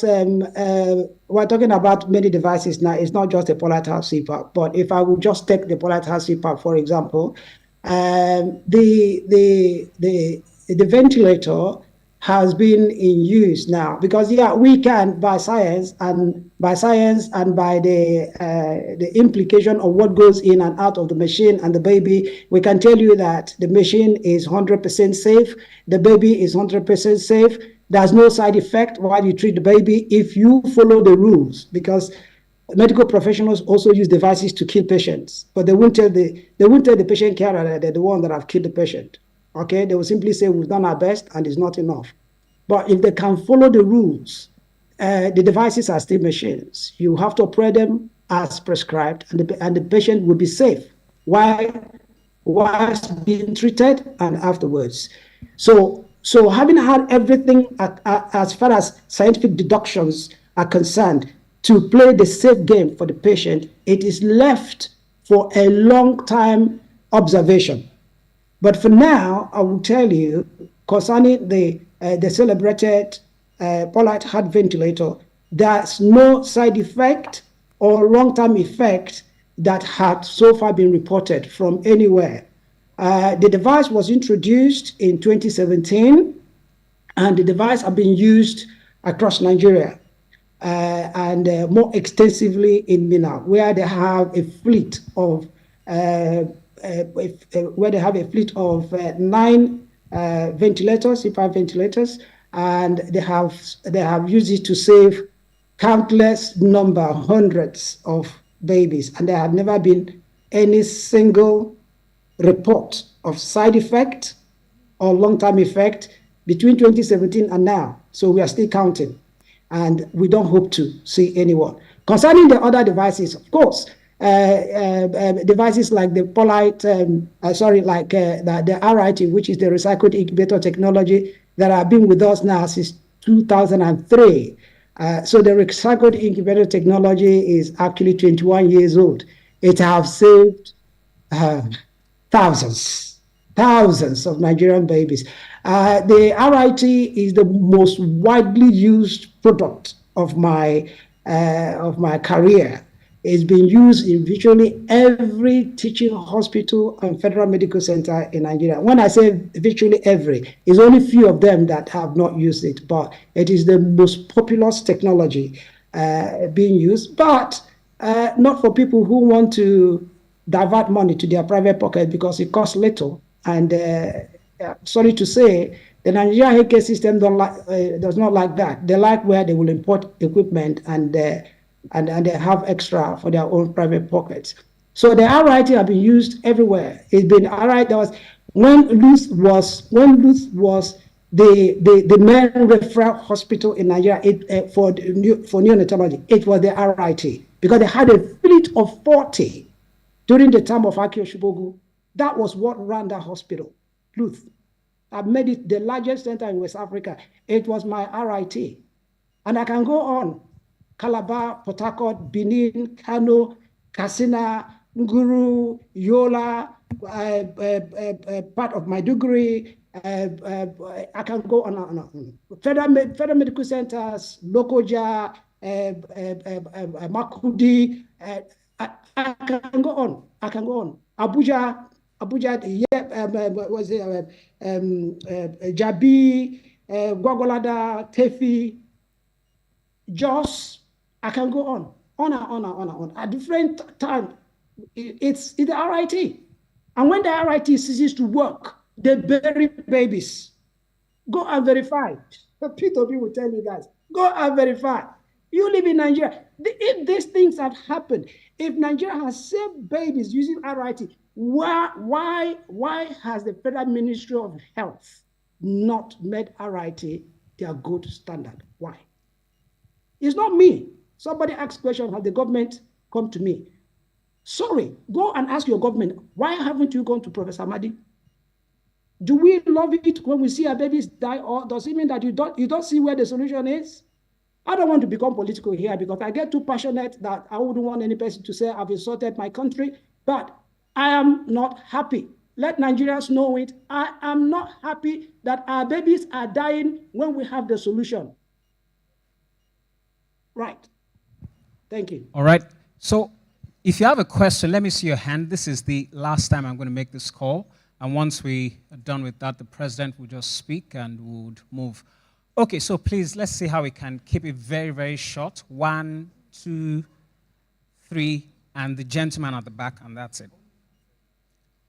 Very short and straight to the point, please. Just go straight to the point.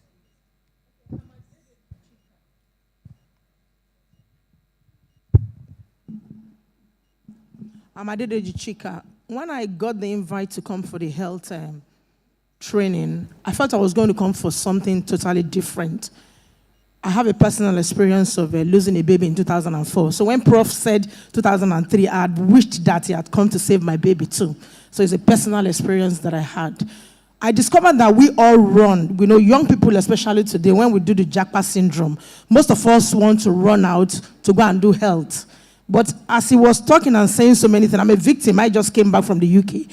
And all because I want to do something on healthcare, not knowing that we have so much to do back home here. So I don't know if there's a pool, that young people here can be trained to know that there's a lot of work to be done back home. Because we go out there to do the care thing for the elderly, for other things, but not knowing that we could save generations. When we save young children, we are saving generations. So I want to know if there are provisions to help train. I am ready to be trained.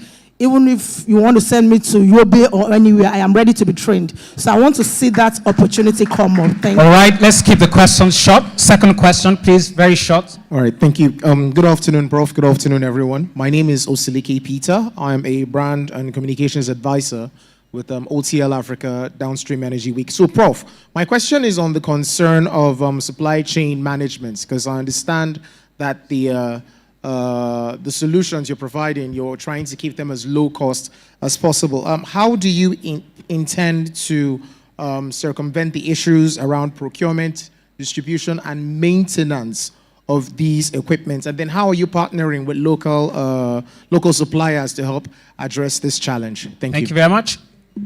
Next question, please. Simple and short. Thank you. Good afternoon, Prof, and good afternoon, everyone. My name is Adeyemi Adetola. I'm a supply chain consultant. I have two questions. One is for this equipment manufacturing or assembling, do you source for this equipment and the materials locally, or do you still source for them from the UK? Then my second question is, what kind of partnerships are you actually open to? Because in one of your slides, you said the partnership is what is actually missing.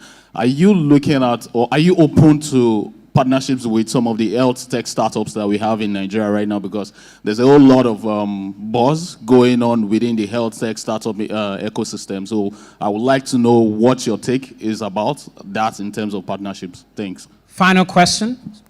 All right. Good morning. My name is Dr. Ni Oshamili, chairman of the health group of the Lagos Chamber of Commerce. So my question essentially is to the my question is to Nigerian LNG.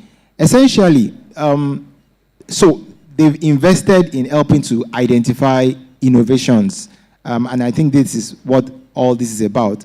My question is, are they willing to invest in helping to scale some of these innovations? So one is to identify innovations, another is to scale. That may involve, of course, coming to bringing a consortium of partners. So Nigerian LNG, grateful for the incredible work you are doing in helping to identify innovations. Are you willing to also consider investing in bringing these innovations to scale? Thank you. All right, Prof, your responses, and that'll be all. Thank you. The first one, training. Thank you, my dear sister, for, I'm glad at least I've been able to convince somebody. And let me tell you, it is more honorable to save lives in one's own country. See me, I'm a professor at a university, in the world. I'm also British, but I'm fundamentally a Nigerian. The British people have gained a lot from me. And I do not mince word when I take my time and I invest in the lives of Nigerian babies. They can't challenge me here. And I'm the principal of my own unit. I do what I want because I've paid the price. So I take my prowess to Nigeria. And Imperial College, glory on it. They don't say, come and spend and expend all your energy to save the British people. There are so many of my colleagues here who can do even more than I can. And so they are happy to see me do the big thing, to reach the entire world on the Nigerian stage. And they celebrate it. Many of you would have seen how much Imperial College celebrated my prize last year. In fact, I would say outside the LNNG, they are the highest celebrants. They're the highest organization to celebrate it in a very big way. So whether you are here in the UK, you're in America, it doesn't matter. Take your energy to Nigeria and save the Nigerian patients. You will still get a global applause. I'm telling you, use me as an example. Imperial College celebrated me in fact, I wouldn't be surprised if tomorrow they will ask me to come and take honors award from the King's Palace because of what I've done in Nigeria. So it doesn't matter. Take your energy to Nigeria and unleash that your science on the Nigerian scene. It will still get its global recognition. So my direct answer to your question is this. In all my centers, as few as they are across Nigeria, they are all training centers because if you decide to take employment in any one of them, bearing the Nigerian situations in mind, you will learn how to use these devices. And you can even empower you to go to your own village and set up neonatal rescue.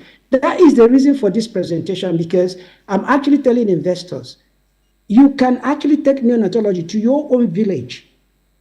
One of the things that happened in that village in Calabar is to see some specialist hospitals send your babies to the village because they know that when these tiny babies go there, their ventilators are working, the power is not a problem, and the babies will sure survive. So you can think of where a baby in the inner city will be sent to the village to be rescued.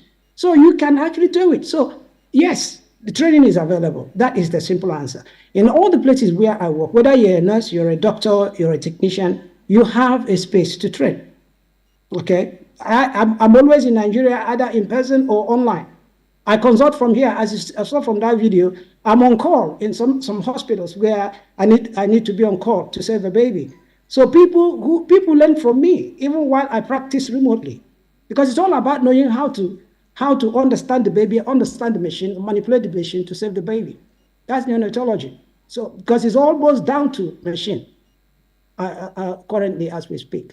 So then the other question, if I still remember, we're talking about before the question on investment. The other question was on I think I'm losing spare parts, where you get your raw materials from. But let me. Okay, where you get raw materials. In terms of the raw materials, in all my creations, in all my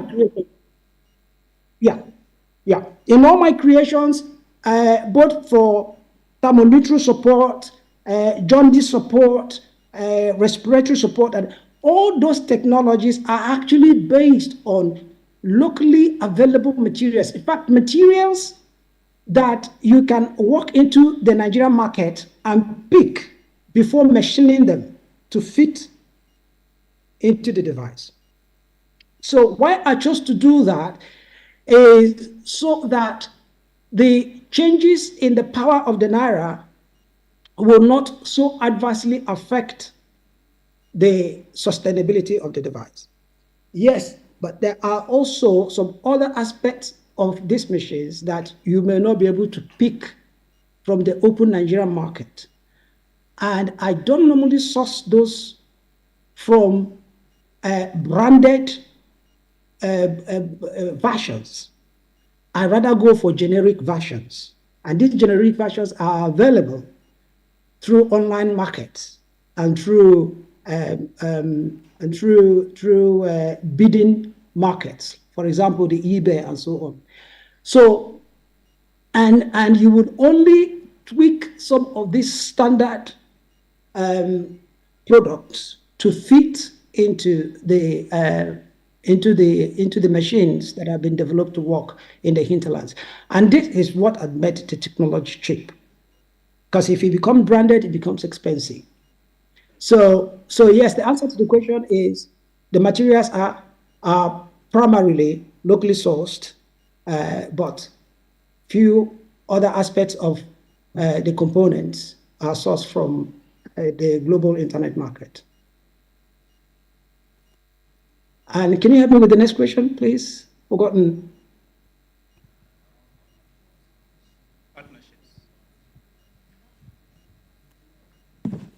Partnerships. Yeah, around partnerships. What kind of partnerships are you open to? Partnership.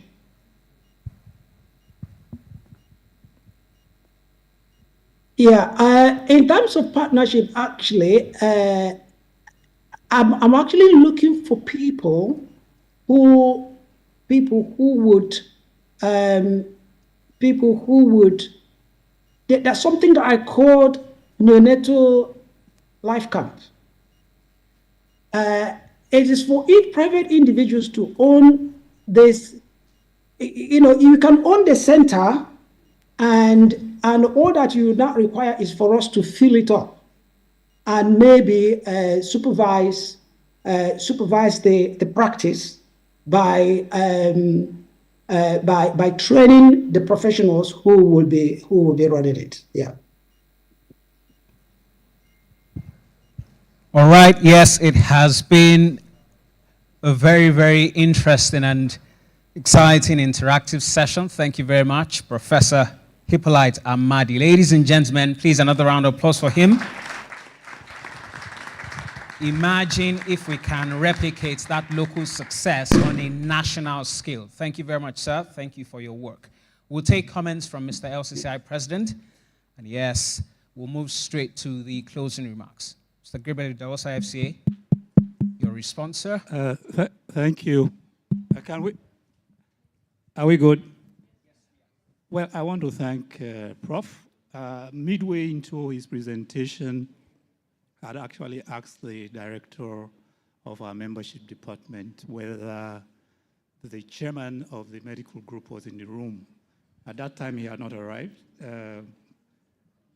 Dr. Shamilu is here because I was saying to Nlng, we want to do a couple of things with Prof. We certainly want to have like an online meeting organized by the medical group and stakeholders who can participate in various things. One, in setting up these centers across the about 200, 250, 300 primary health centers we have in Lagos now. We have 57 LCDAs, and we have a lot of primary healthcare centers outside the big cities, as Prof was saying. We want to work with Prof on that and see, and we want to get some identified agents that can work with us. And also in LCCI, to address his second part, LCCI is a community of the whole Nigerian economy. We have 26 sectorial groups. And so we have the investors. When I saw 30%, I was telling your colleague that he's talking to the right people. We understand what he's talking about. And we have a vice president in the room who is an investment banker, who is just smiling as I'm talking now.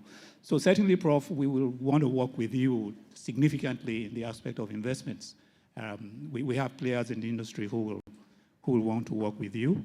And here in LCCI, we practically want to get things done. We don't want to, talk around the table.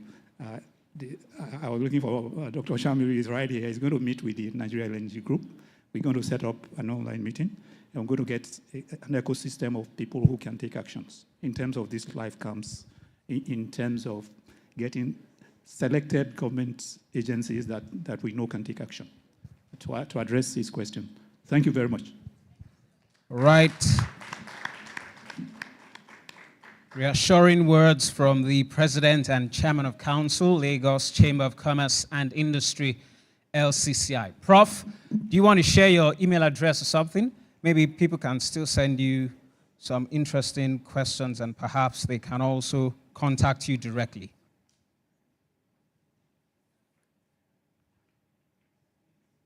That can be that can happen, but I also need to mention for anyone who will be interested in getting some extra information about our activities, that that the head of logistics of my operation in Nigeria is right there in that meeting, in that hall. His name is Mr. Chuks Ubome. Please do reach out to him.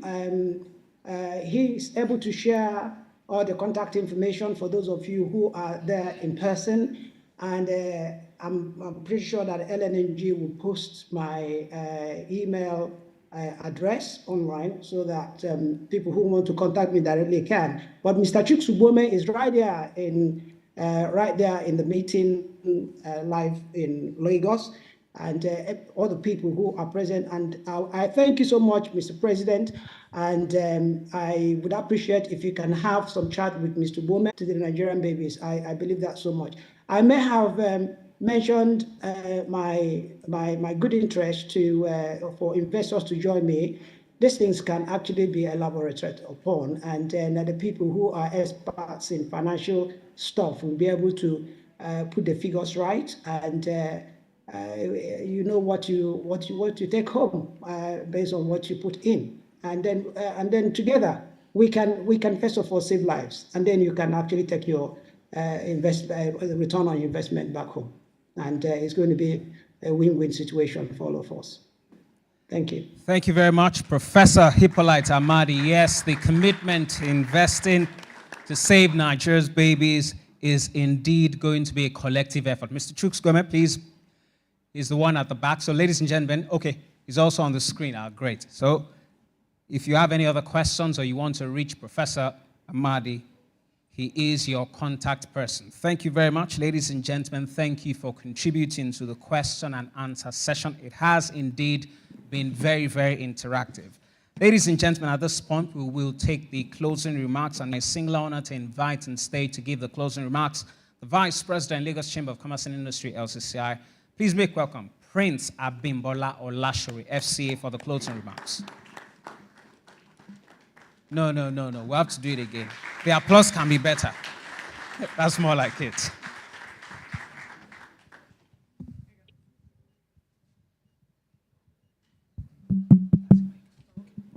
Good afternoon. Thank you very much.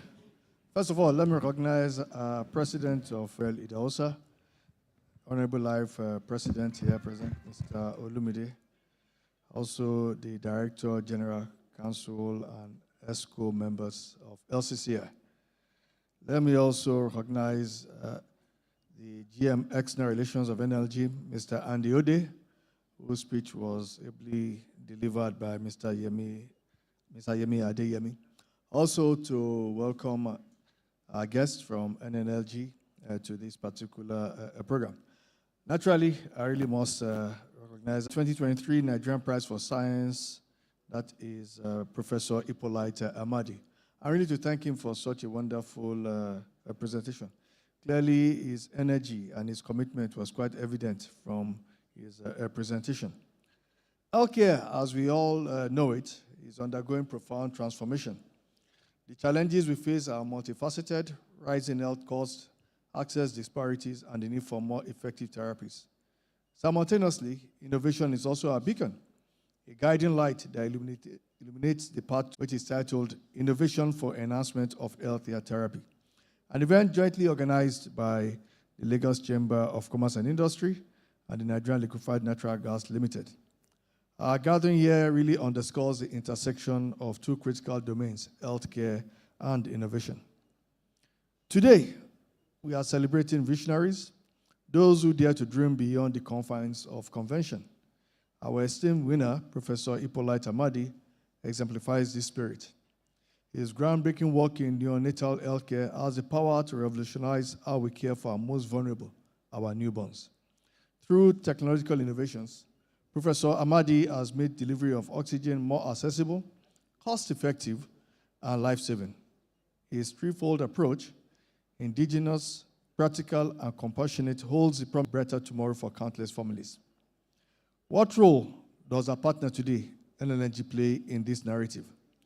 The Nlng's commitment to clean energy aligns seamlessly with the healthcare's vision. Energy does power hospitals, clinics, and research centers. By ensuring a reliable energy supply, Nlng clearly indirectly contributes to better patient care. As we applaud Professor Amadi's achievements, let us also recognize that innovation is a cause. Researchers, policymakers, industry leaders, and advocates all have a role to play. Let us therefore collaborate to break down silos and share knowledge. Collaboration across disciplines empowers us. It nurtures the next generation of healthcare innovations. It encourages curiosity and bold thinking. Finally, let us advocate for policies that foster innovation and champion sustainable practices. So once again, I'm here to thank you for being here with us, for sharing this day with us, and to thank you. Right, and opportunities for collaboration do exist. Ladies and gentlemen, that was the Vice President LCCI, Prince Abimbola Olashiri FC. So very quickly, we'll just have a group photograph. Sir, just towards the middle of the stage. Mr. Chairman of Council and President of LCCI, please join him on stage for the photograph. Honorary Live President, sir, please on stage for the group photograph. Doctor, please join. Ma'am, please join. Ijoma Jibuno, please join. Ofie.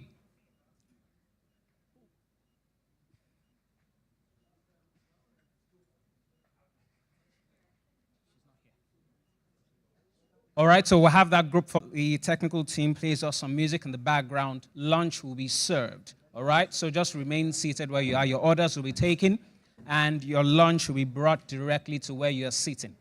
Thank you very much. Paparazzi, that is your cue.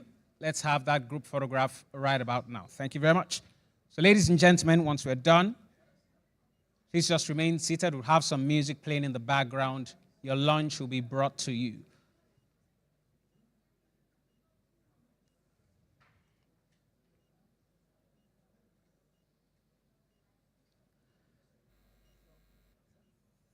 Thank you very much, ladies and gentlemen. Thank you for your time. Thank you for your patience. And most importantly, thank you for your presence and your contributions. At this point, lunch will be served.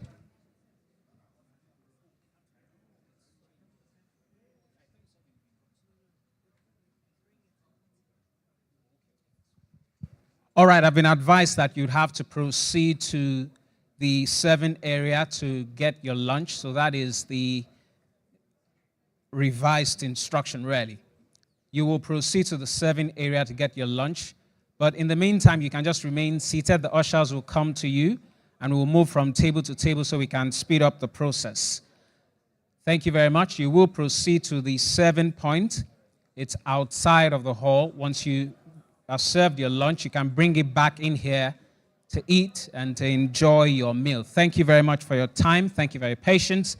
And thank you for your presence and your contributions. The ushers will come to you to direct you to the 7 area so you can get your lunch. Once you're done with that, you can come back inside and enjoy your meal. Thank you very much, ladies and gentlemen. Thank you.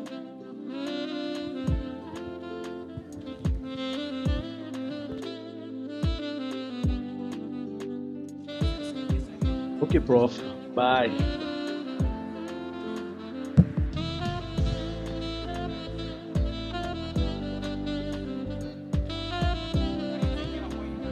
Come on.